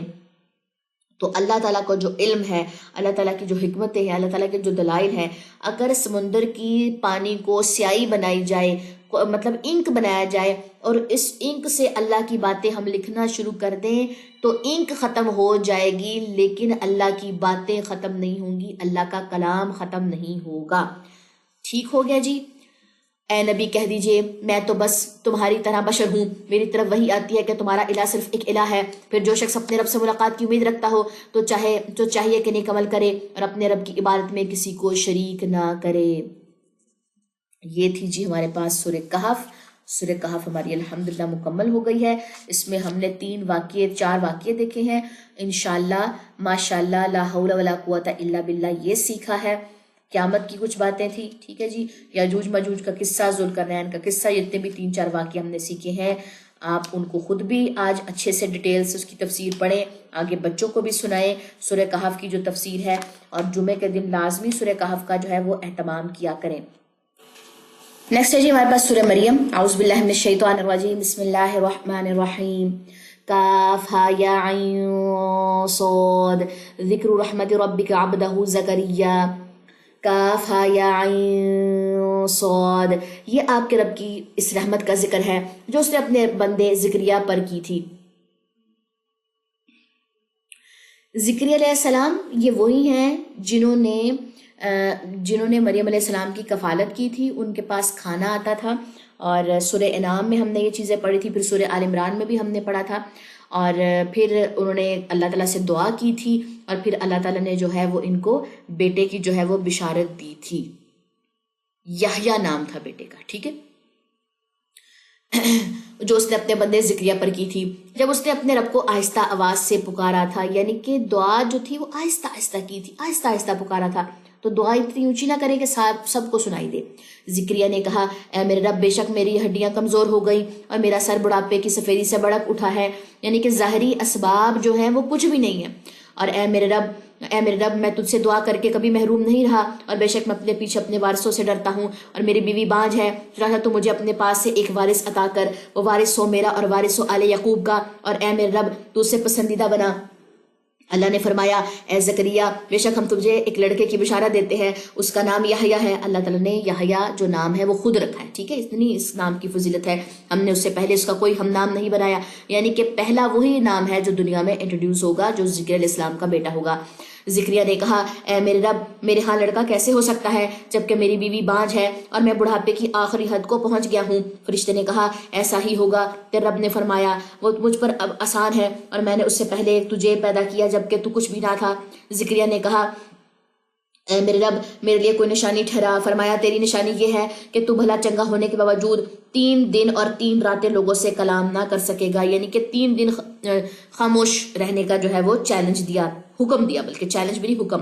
چنانچہ وہ حجرے سے نکل کر اپنی قوم کے پاس آیا تو اس نے انہیں اشارہ کیا کہ تم صبح شام تسبیح بیان کرو، یعنی کہ خوشی کے ملنے پر اللہ کی جو ہے وہ تعریف بیان کی ہے، اور تعریف بیان کرنے کا ہی کہا ہے۔ اللہ نے فرمایا، اے یحییٰ، کتاب کو قوت سے پکڑ، اور ہم نے اسے بچپن ہی میں قوت فیصلہ دیا، یعنی کہ بالکل کہہ لے کہ اچھی پرسنالٹی کی کیا علامت ہوتی ہے کہ اس کے اندر قوت فیصلہ ہو، فیصلہ کرنے کی جو قوت ہے وہ اسٹرانگ ہو۔ تو یحییٰ سے اللہ تعالیٰ یہاں پہ مخاطب ہے کہ ہم نے تمہیں بچپن میں قوت فیصلہ دی اور اپنی طرف سے شفقت اور پاکیزگی دی، اور وہ نہایت متقی تھا اور اپنے والدین سے نیکی کرنے والا تھا، اور وہ سرکش یعنی کہ نافرمان نہیں تھا، یعنی کہ بہت تابعدار اولاد تھی، اور اس پر سلام ہے جس دن وہ پیدا ہوا، جس دن وہ مرے گا، اور جس دن وہ دوبارہ زندہ کر کے اٹھایا جائے گا۔ اور اس کتاب میں مریم کا ذکر کیجیے جب اپنے اہل خانہ سے الگ مشرقی جانب مکان میں جا بیٹھی، پھر اس نے ان کے آگے ایک پردہ تان لیا، تب ہم نے اپنی روح فرشتے کو اس کے پاس بھیجا تو اس کے سامنے کامل آدمی بن کر آیا۔ مریم نے کہا، میں تجھ سے رحمان کی پناہ مانگتی ہوں اگر تو ڈرنے والا ہے۔ فرشتے نے کہا، یقیناً میں تیرے رب کا بھیجا ہوا ہوں تاکہ تجھے حکم الہی سے ایک پاکیزہ لڑکا عطا کروں۔ مریم نے کہا، میرے لیے لڑکا کیوں کر ہوگا جبکہ مجھے کسی مرد نے نہیں چھوا اور نہ میں بدکار ہوں؟ فرشتے نے کہا، اسی طرح ہوگا، تیرے رب نے کہا ہے کہ وہ مجھ پر آسان ہے تاکہ ہم اسے لوگوں کے لیے نشانی اور اپنی طرف سے رحمت بنائے، اور یہ امر طے شدہ ہے۔ بالآخر وہ اس کے ساتھ حاملہ ہو گئی تو دور کے ایک مکان میں الگ جا بیٹھی۔ اب حاملہ ہو گئی، جبرائیل علیہ السلام نے پھونک ماری اور ان کا حمل ٹھہر گیا، اور جی وہ الگ تھلگ ہو کے ایک مکان میں چلی گئی۔ پھر درد زاہ اسے کھجور کے ایک تنے کی طرف لے آیا، یعنی کہ جو پریگننسی کا جو کہہ لیں کہ وہ پین تھا، لیبر پین تھا، وہ ان کو کہنے کھجور کے تنے تک لے آیا. تو وہ بولی اے کاش میں اس سے پہلے مر جاتی اور بھولی بصری ہو جاتی. مطلب مریم علیہ السلام کو بھی یہ بات جو تھی وہ اتنی پریشان کر رہی تھی، جو انسان جو عزت کہ اس عزت پہ بات آئی. عزت انسان کو اتنی عزیز ہے، اور اللہ تعالیٰ نے ایک دوسرے کی عزت کی حرمت کی بات کی ہے کہ ایک مومن دوسرے مومن کی عزت کی حرمت نہ کرے، اس کی انسلٹ نہ کرے، کیونکہ عزت کے اوپر جب بات آتی ہے تو انسان بوکھلا جاتا ہے. جیسے مریم علیہ السلام نے کہا کہ میں مر جاتی، میں بھولی بصری ہو جاتی، مطلب مجھے میری یادداشت چلی جاتی، یہ سب کچھ میرے ساتھ جو ہو رہا ہے، مجھے تو کسی مرد نے نہیں چھوا.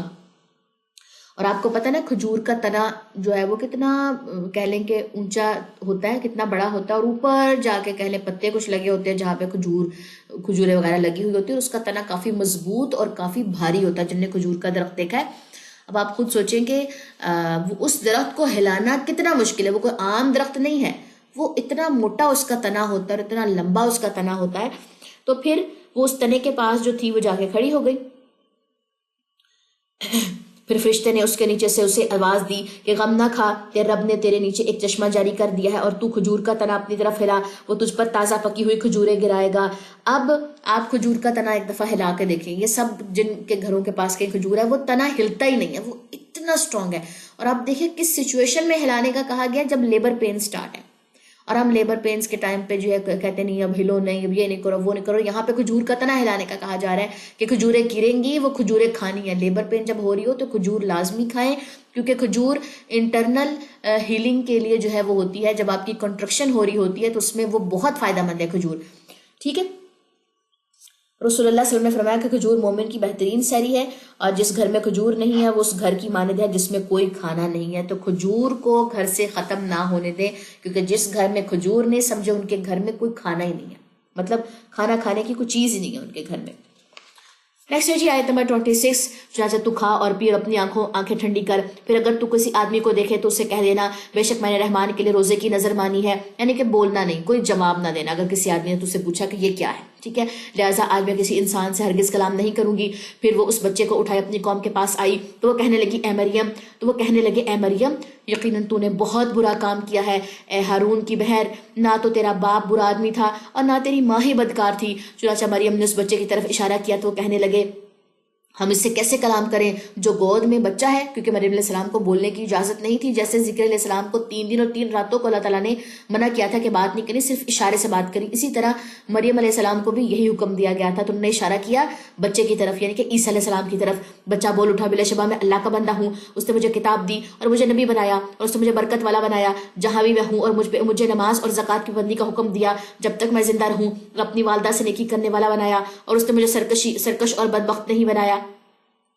اور سلام ہے مجھ پر جس دن میں پیدا ہوا اور جس دن میں مروں گا اور جس دن میں زندہ کر کے دوبارہ اٹھایا جاؤں گا. یہ ہے عیسیٰ ابن مریم، یہی ہے حق کی بات جس میں وہ لوگ شک کرتے تھے یا شک کرتے ہیں. اللہ کے لائق نہیں ہے کہ وہ اولاد رکھے، وہ پاک ہے. جب وہ کسی کام کا فیصلہ کر لیتا تو اس کے لیے بس یہی کہتا ہے کہ ہو جا تو وہ ہو جاتا ہے. آیت نمبر 36. اور بے شک اللہ ہی میرا رب ہے اور تمہارا رب ہے، لہٰذا تم اسی کی عبادت کرو، یہی ہے سیدھی راہ. پھر مختلف گروہوں نے آپس میں اختلاف کیا، چنانچہ ان کے لیے تباہی ہے جن نے یوم عظیم کی پیشی کا انکار کیا. وہ لوگ کیا ہی خوب سنتے اور دیکھتے ہوں گے جس دن وہ ہمارے پاس آئیں گے، لیکن آج یہ ظالم کھلی گمراہی میں ہے. نیکسٹ ہے جی آیت نمبر 39. اور آپ انہیں روز حسرت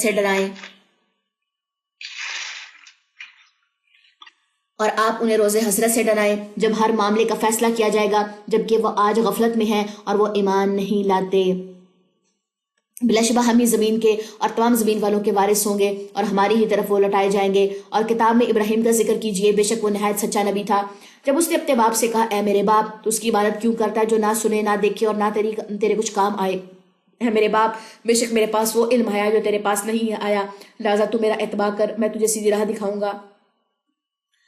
اب ابراہیم علیہ السلام نے اپنے باپ عزر کو یہ بات کہی کہ جس کی تم عبادت کرتے ہو، جس کی تم پوجا کرتے ہو، نہ وہ تمہاری بات سنتا ہے، نہ وہ تمہارے کام دیکھتا ہے، نہ وہ تمہیں دیکھتا.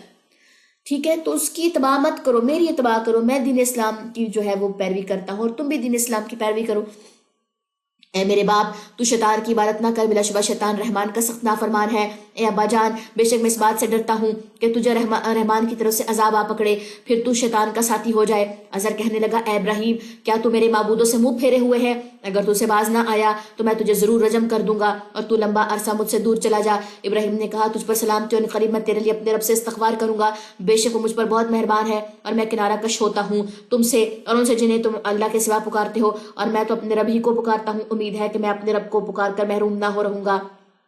پھر جب اس نے کنارہ کیا ان سے اور جنہیں وہ اللہ کے سوا پوچھتے تھے تو ہم نے اسے اسحاق اور یعقوب بخشے اور ہم نے ہر ایک کو نبی بنایا اور ہم نے انہیں اپنی رحمت بخشی اور ان کے لیے سچائی کا بول ذکر خیر بلند کیا اور کتاب میں ذکر خیر بلند کیا۔ اب یہاں تک دیکھیے کہ ابراہیم علیہ السلام نے ہر چیز کی قربانی دی، پوری قوم چھوڑ دی، اپنے باپ کو چھوڑ دیا اور ایک الگ جگہ جا کے بسنے لگ پڑے کیونکہ باپ کافر تھا، ٹھیک ہے، اور وہاں پہ قطع رحمی اور صلہ رحمی کا رول اپلائی نہیں ہوتا، کیونکہ کافروں کے ساتھ کیا صلہ رحمی، ان کے ساتھ تو معاملہ رکھنے سے منع کیا گیا چاہے وہ باپ ہی کیوں نہ ہو۔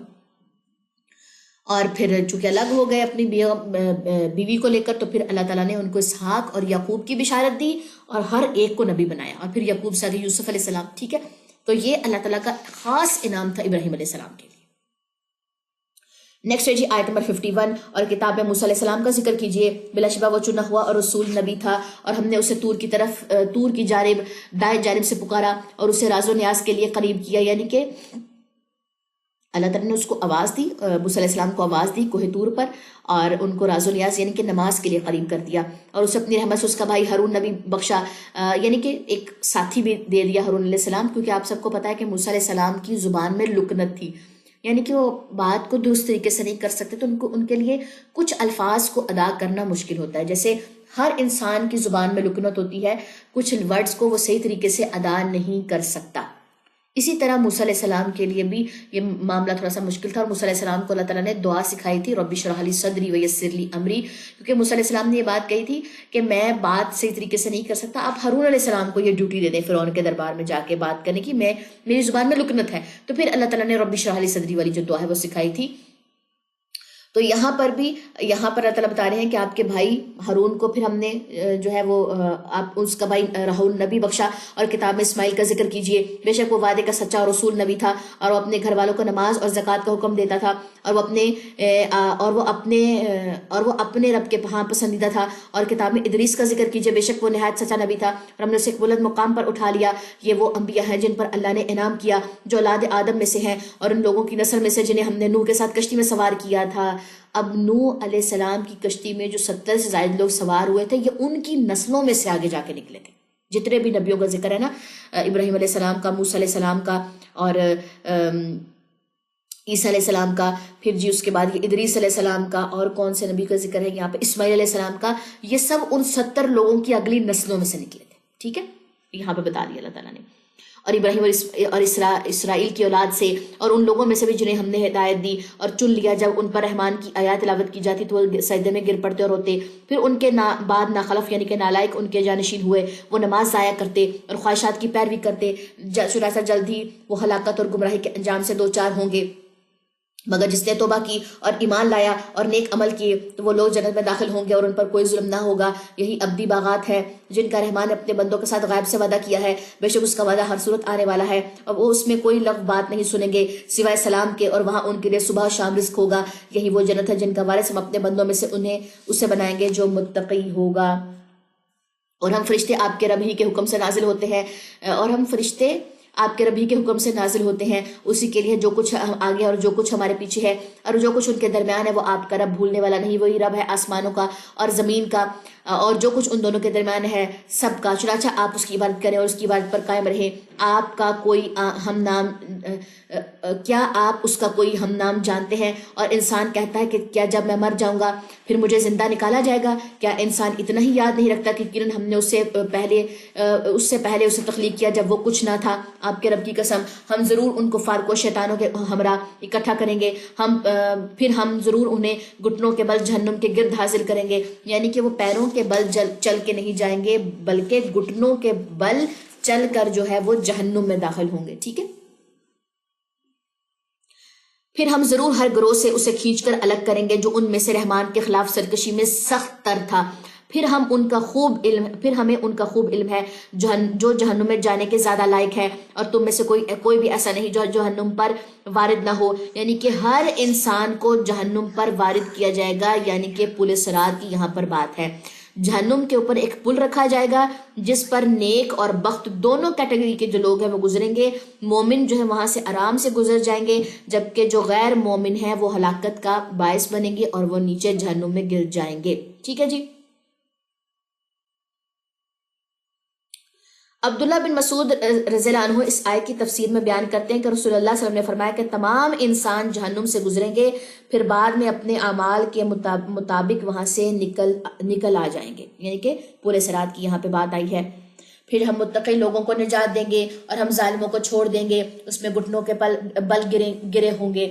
اور جب ان پر ہماری واضح آیات تلاوت کی جاتی ہیں تو کافر مومنوں سے کہتے ہیں فریقین میں سے کس کا مقام بہتر اور کس کی مجلس زیادہ اچھی ہے، اور ان سے پہلے ہم نے کتنی ہی قومیں ہلاک کر دی، وہ ان سے اثاثوں اور نام و نمود میں کہیں بڑھ کر تھے. کہہ دیجئے جو شخص گمراہی میں ہے اسے رحمان لمبی ڈھیل دیتا ہے حتیٰ کہ جب وہ دیکھیں گے جن کا ان سے وعدہ کیا جاتا ہے یا عذاب یا قیامت تو وہ ضرور جان لیں گے کہ کون درجے میں بدتر اور فوجی لحاظ سے کمزور تر ہے.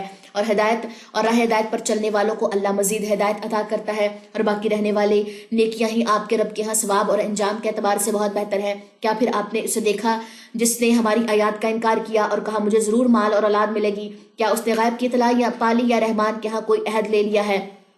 ہرگز نہیں، ہم ضرور لکھیں گے جو کچھ وہ کہتا ہے اور ہم اس کے لیے عذاب بہت بڑھا دیں گے، اور ان چیزوں کے ہم وارث ہوں گے جو وہ کہتا ہے، اور وہ ہمارے پاس اکیلا آئے گا. یعنی کہ کچھ بھی وہ ساتھ نہیں لے کر جا سکتے، ہر چیز کا وارث جو ہے وہ اللہ تعالیٰ خود ہے.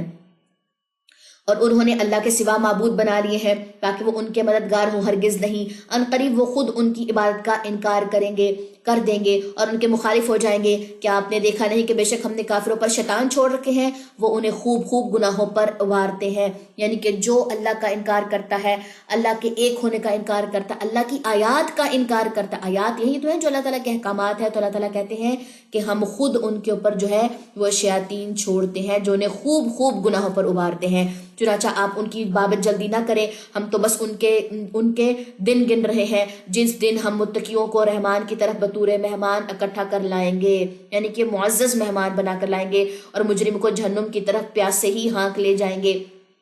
وہ اس روز سفارش کا اختیار نہیں رکھیں گے سوائے اس کے جس نے رحمان سے عہد دیا. اور انہوں نے کہا رحمان اولاد رکھتا ہے، البتہ تم ایک بہت باری گناہ تک آ پہنچے ہو. قریب ہے کہ آسمان اس بات سے پھٹ پڑے اور زمین شق ہو جائے اور پہاڑ ریزہ ہو کر گر پڑے اس بات پر کہ انہوں نے رحمان کے لیے اولاد کا دعویٰ کیا، اور رحمان کے لائق نہیں کہ وہ کسی کو اولاد بنائے. آسمان اور زمین میں جو کوئی بھی ہے وہ سب رحمان کے پاس غلام بن کر آئیں گے. یقین اس رحمان نے ان کا شمار کر رکھا ہے اور وہ انہیں خوب گن رکھا ہے، اور وہ سب یوم قیامت اللہ کے پاس تنہا آئیں گے. آیت نمبر 96. بے شک جو لوگ ایمان لائے اور انہوں نے نیک عمل کیے یقیناً رحمان ان کے لیے محبت پیدا کر دے گا. یعنی کہ دنیا میں نیک لوگوں کے ساتھ رہیں گے، آپس میں باہمی محبت رہے گی، اور جنت میں بھی ساتھ اچھا ملے گا. یقیناً ہم نے تو اس قرآن کو آپ کی زبان یعنی کہ عربی میں خوب آسان کر دیا تاکہ آپ اس سے متقین کو بشارت دیں اور اس کے ساتھ جھگڑالو قوم کو ڈرائیں. اور ان سے ہم نے کتنی ہی قومیں ہلاک کر دی، اور ان سے پہلے ہم نے کتنی ہی قومیں ہلاک کر دی. کیا آپ ان میں سے کسی ایک کو محسوس کرتے ہیں یا ان کی کوئی بھنک یا آہٹ بھی سنتے ہیں؟ یعنی کہ جتنی بھی قومیں ہلاک ہوئی ہیں کیا آپ کو کبھی ان کی بھنک یا آہٹ کچھ پتا چلا ہے؟ ٹھیک ہے جی، اتنا ہی پتا ہے نا ہمیں جتنا قرآن بتاتا ہے کہ ان کے اوپر عذاب کیسے، لیکن وہ ان میں سے کوئی آگے نسل ان کی نہیں بڑھ سکی. ٹھیک ہے، پوری کی پوری نسلیں جو ہیں وہ تباہ ہو گئی تھی کافروں کی. چلیں جی، یہ ہو گیا ہمارا سورہ مریم کا اختتام. نیکسٹ سورہ طٰہٰ کل سٹارٹ کریں گے. یہاں تک ہمارا نصف ہو گیا ہے پارہ نمبر 16 کا. یہیں سے پھر انشاءاللہ تعالی ہم کل دیکھیں گے کہ ہمارا کتنا پورشن نیکسٹ کور ہو سکتا ہے. ٹھیک ہو گیا جی. چلیں اب ہے آپ کے کوشچن آنسر کا ٹائم. جس نے بھی جو سوال پوچھنا ہے وہ پوچھ لیں. السلام علیکم ورحمۃ اللہ وبرکاتہ. جی وعلیکم السلام ورحمۃ اللہ وبرکاتہ. جی زوبیہ. اچھا، میرے دو کوشچن ہیں. ایک تو میں نے پڑھا ہے یاجوج ماجوج کے بارے میں کہ وہ روز جو ہے وہ دیوار میں سوراخ کرتے ہیں اور انشاءاللہ کہنا بھول جاتے ہیں. تو ایک دن وہ انشاءاللہ کہیں گے تو دیوار میں سوراخ ہو جائے گا اور وہ باہر آئیں گے. کیا یہ بات درست ہے؟ اس بات میں کچھ لوگ کہتے ہیں سچائی ہے، کچھ لوگ کہتے ہیں اس بات میں سچائی نہیں ہے، کیونکہ قرآن اور حدیث سے ہمیں ان کے بارے میں اس طریقے کی چیزیں نہیں ملتی. بس یہ کچھ روایات ہیں جو کہہ لیں کہ رائج ہیں، اس کا کچھ اتھینٹک علم نہیں ہے. ٹھیک ہے، صحیح، ٹھیک ہے. اور دوسرا عورت جو ہے وہ تراویح کی جماعت کروا سکتی ہے درمیان میں کھڑے ہو کے. جی کروا ٹھیک سکتے ہے. ہیں. تو جی جب تراویح کی جماعت کروائی جائے گی تو اس میں جو ہے وہ چھوٹی صورتیں ظاہر ہے پڑھ سکتی ہیں عورتیں. تو جب وہ صورتیں پڑھی جائیں گی تو اس میں کیا اسے کہتے ہیں ایک صورت پڑھ سکتے ہیں ایک رکعت میں یا ایک سے زیادہ پڑھ سکتے ہیں؟ ایک سے زیادہ پڑھ سکتے ہیں. رسول اللہ علیہ وسلم نے ایک رکعت میں سورہ بقرہ، سورہ آل عمران، سورہ نساء، سورہ المائدہ تک جو ہے نا ایک رکعت میں پڑھا. جتنا دل کرے پڑھ سکتے ہیں، لیکن پورا تین کہہ لیں کہ یہ نہیں کہ پورا قرآن پاک آپ نے ایک رات میں ختم کرنا ہے. ایک رات میں قرآن پاک مکمل کرنے سے منع کیا گیا، 3 راتوں پہ ڈیوائڈ کیا جائے گا اگر حافظات ہیں نا، حافظ ہے تو. ٹھیک ہے، اسی سے ریلیٹڈ میرا ایک اور کوشچن بھی ہے کہ جیسے اب تراویح ہے، تراویح کی جماعت اگر کوئی عورت کروائے تو وہ عشاء کی نماز کے ساتھ ہی کروائے گی یا علیحدہ سے بھی کروا سکتے ہیں؟ علیحدہ سے عشاء کی بھی، نماز کے بعد علیحدہ سے بھی کروا سکتی ہے، عشاء کی نماز مکمل کروانے کے بعد بھی کروا سکتی ہے، کوئی ایشو نہیں. جی ٹھیک ہے، شکریہ آپ کا، وہی آتی جزاک اللہ خیر کثیرا. وہی آتی. جی کا کوئی کوشچن بول جائے. اللہ وبرکاتہ. وعلیکم السلام ورحمۃ اللہ وبرکاتہ. جی حمیرہ، میرا آپ سے یہ سوال ہے، ابھی بچوں نے مجھ سے سوال کیا ہے کہ یہ جیسے 100 روپیز نا تھوڑے پھٹے ہوئے ہیں تو وہ دوسرا بچہ جیسے کہہ رہا ہے کہ یہ میں لے لوں گا اور میں آپ کو 50 روپے دے دیتا ہوں نا. میں ہی کہہ رہا ہوں اس کو اگر تم میرے کو 50 روپے دے دو تو میں تیرے کو 100 روپے. جس بچے کے 100 روپے ہے نا وہی بچہ کہہ رہا ہے کہ آپ مجھے 50 روپے دے دو اور میں آپ کو 100 روپے دے دوں گا. نہیں، وہ جو بچہ لینا چاہ رہا ہے نا وہ کہہ رہا ہے کہ میری قسمت ہے، یہ چلیں یا نہ چلیں یا ضائع ہو جائیں. جیسے کوشش کریں کہ اس طریقے کے معاملات جو ہیں وہ بچوں کو ابھی سے سکھا دیں کہ اس طریقے کے معاملات نہ کریں. یہ تو خیر بچوں کی آپس کی کہہ لیں کہ اگر دونوں جماعتیں جو ہیں وہ بالکل راضی ہیں کہ کم دے رہے ہیں اس کو، تو خیر یہ تو بہن بھائیوں کا آپس کی ایک بات ہوتی ہے. لیکن یہ نہ ان کو اس چیز کی نا ترغیب نہ دیں، یہ چیزیں نہ سکھائیں، مطلب ان کو روکیں ان کاموں سے. یہ چیز ماما سود میں تو نہیں آتی. وہ مجھ سے بار بار یہ پوچھے کہ ماما یہ سود میں تو نہیں آتی یا تجارت میں آتی ہے؟ سود میں ایسا ہے کہ اگر تو آپ بچوں کو یہ بات سمجھائیں، اگر ایک بھائی نے جو ہے وہ دوسرے بھائی کو 100 روپیہ دیا اور کہا کہ کل مجھے تم نے 110 روپے واپس کرنے ہیں، وہ اوپر کے 10 روپے سود ہوتے ہیں. یہ جو معاملہ ہے یہ کوئی اور معاملہ ہے، یہ تو بہن بھائیوں کا آپس کی کوئی بات ہے، لیکن اس کو بھی اتنی زیادہ ترغیب نہ دیں. یہ سود میں تو نہیں ہے. سود کا مطلب ہوتا ہے زائد لینا، زیادہ لینا. جی جی نہیں، وہ ابھی مجھ سے بار بار یہی پوچھ رہے تھے نا تو میں نے کہا مجھے اتنا آئیڈیا نہیں. اور مجھے یہ پوچھنا تھا کہ جیسے میں نوافل میں نا ایسے پڑھتی ہوں، جیسے فجر کی فرض نماز میں تو میں سورہ مزمل پڑھ لیتی ہوں اور آخری چاروں کل پہلی رکعت میں پڑھ لیتی ہوں، اور دوسری رکعت میں علم نشرہ سے شروع کر دیتی ہوں. مجھے جتنی صورتیں آتی ہیں نا وہ میں پڑھ لیتی ہوں. تو کیا یہ طریقہ صحیح ہے یا غلط؟ ہاں بالکل ٹھیک ہے. اس میں ترتیب نہیں دیکھتے کہ جی ترتیب سے صورتیں پڑھنی ہیں، ہم جیسے مرضی پڑھیں، بس قرآن کا حصہ پڑھنا ہے، 3 آیات سے کم نہ ہو. جزاک اللہ. چلیں جی اقرا. اوکے اوکے اوکے وہ بول رہے بیبی. Okay okay. السلام علیکم ورحمۃ اللہ وبرکاتہ. جی وعلیکم السلام ورحمۃ اللہ وبرکاتہ. جی اقرا. جی باجی مجھے آپ سے پوچھنا تھا کہ جو ہم موبائل پہ ہم جو پیکج وغیرہ کراتے ہیں، انسٹیٹیوٹ ہم کرواتے ہیں، تو ہم کسی وقت لون لے لیتے ہیں تو یہ بھی سود میں آ جاتے ہیں؟ جی بالکل. اب انہوں نے کمپنیز وغیرہ نے یہ بات بولی ہوئی ہے کہ جی ہم اپنی سروس دینے کا ٹیکس کاٹتے ہیں. یہ لوگ یہ بات کہتے ہیں کہ جی آپ نے اگر پیکج لیا ہے ہم سے تو ہم آپ کو سروس دے رہے ہیں، تو یہ سود میں نہیں آتا. تو لیکن وہی بات ہے کہ اگر ہم 100 کا بیلنس کرواتے ہیں اور ہمارے پاس کہہ لیں کہ 90 آتے ہیں یا 80 آتے ہیں، 20 روپے یہ کٹ کرتے ہیں، تو ان کی طرف سے اب یہ عذر ہے یا کیا اللہ بہتر جانتا ہے کہ جی ہم نے چونکہ آپ کو یہ سروس دی ہے، اپنی سروس کا ٹیکس کاٹ رہے ہیں، یہ سود نہیں ہے. ٹھیک ہے. لیکن کاٹنا نہیں چاہیے. بلکہ پچھلے دنوں مجھے نا ان کی کال آئی جیز کیش کی طرف سے نا، جیز کی طرف سے انہوں نے کہا کہ جی آپ ایسا کریں کہ جو آپ بیلنس کرواتی ہیں نا تو اس پہ جو بھی پیسوں کی کٹنگ ہوتی ہے وہ آپ کے جمع ہو رہے ہیں نا ہمارے پاس، تو اب گورنمنٹ نے یہ رول نکالا ہے کہ آپ کو جو ہے وہ جو بھی میڈیکل اگر فنڈ کی کبھی ضرورت پڑے نا، آپ کہیں بیمار ہوتی ہیں یا اللہ نہ کرے خدا نہ خواستہ گھر میں کوئی بیمار ہوتا ہے تو آپ کو کوئی بھی میڈیکل جو ہے وہ فنڈ چاہیے یا میڈیکل ٹریٹمنٹ چاہیے تو آپ کو جو ہے 25% یا اتنے پرسینٹ جو ہے وہ مفت دی جائے گی اگر آپ اس طریقے کا کوئی بھی فارم وغیرہ ہمارے پاس فل کرواتی ہیں یا اپنا نام رجسٹر کرواتی ہیں۔ میں نے کہا یہ، میں نے پھر ان سے پوچھا، میں نے کہا یہ کس چیز کا فنڈ ہمیں دیا جا رہا ہے؟ جو آپ بیلنس کرواتی ہیں اس پہ جو آپ کے پیسے کٹتے ہیں نا تو آپ کے وہ جمع ہو رہے تھے تو ان سے اگر آپ بیمار ہو جائیں۔ میں نے کہا دیکھیں اگر تو آپ ہمارے پیسے ہی نہ کٹ کریں، پیسے ہی نہ کاٹے نا، ہم اس کی وجہ سے تو ہمیں کم ہی بیماریاں لگیں، ہم ٹینشن ہی نہ لے کے ہمارے پیسے اتنے ہم نے کروائے تھے اتنے ہمیں ٹیکس کٹ ہو گئے ہیں، پیکج کرواتے ہیں اتنے وہاں پہ ٹیکس ہوتے ہیں، ہم بیمار ہی نہ پڑیں اور ہمیں دوائیاں لینے کی ضرورت ہی نہ پڑے، تو یہ زیادہ بیسٹ نہیں ہے؟ تو ان کے پاس کوئی جواب نہیں تھا، وہ کال کٹ کر کے چلے گئے۔ تو یہ تو ان لوگوں کا حال ہے کہ جی ہمیں میڈیکل ٹریٹمنٹ انہوں نے دینی ہے جو وہ پیسے ہمارے کٹتے ہیں، لیکن وہ پیسے کاٹنا نہیں چھوڑنے انہوں نے، جی ہم سروس دیتے ہیں، طریقہ غلط ہے یہ، ٹھیک ہے۔ جزاک اللہ باجی۔ اور میرا آپ سے ایک اور کوشچن ہے، وہ میرا بیٹا کہہ رہا ہے کہ حضرت آدم علیہ السلام کیا کہہ رہے تھے، ذرا بولو۔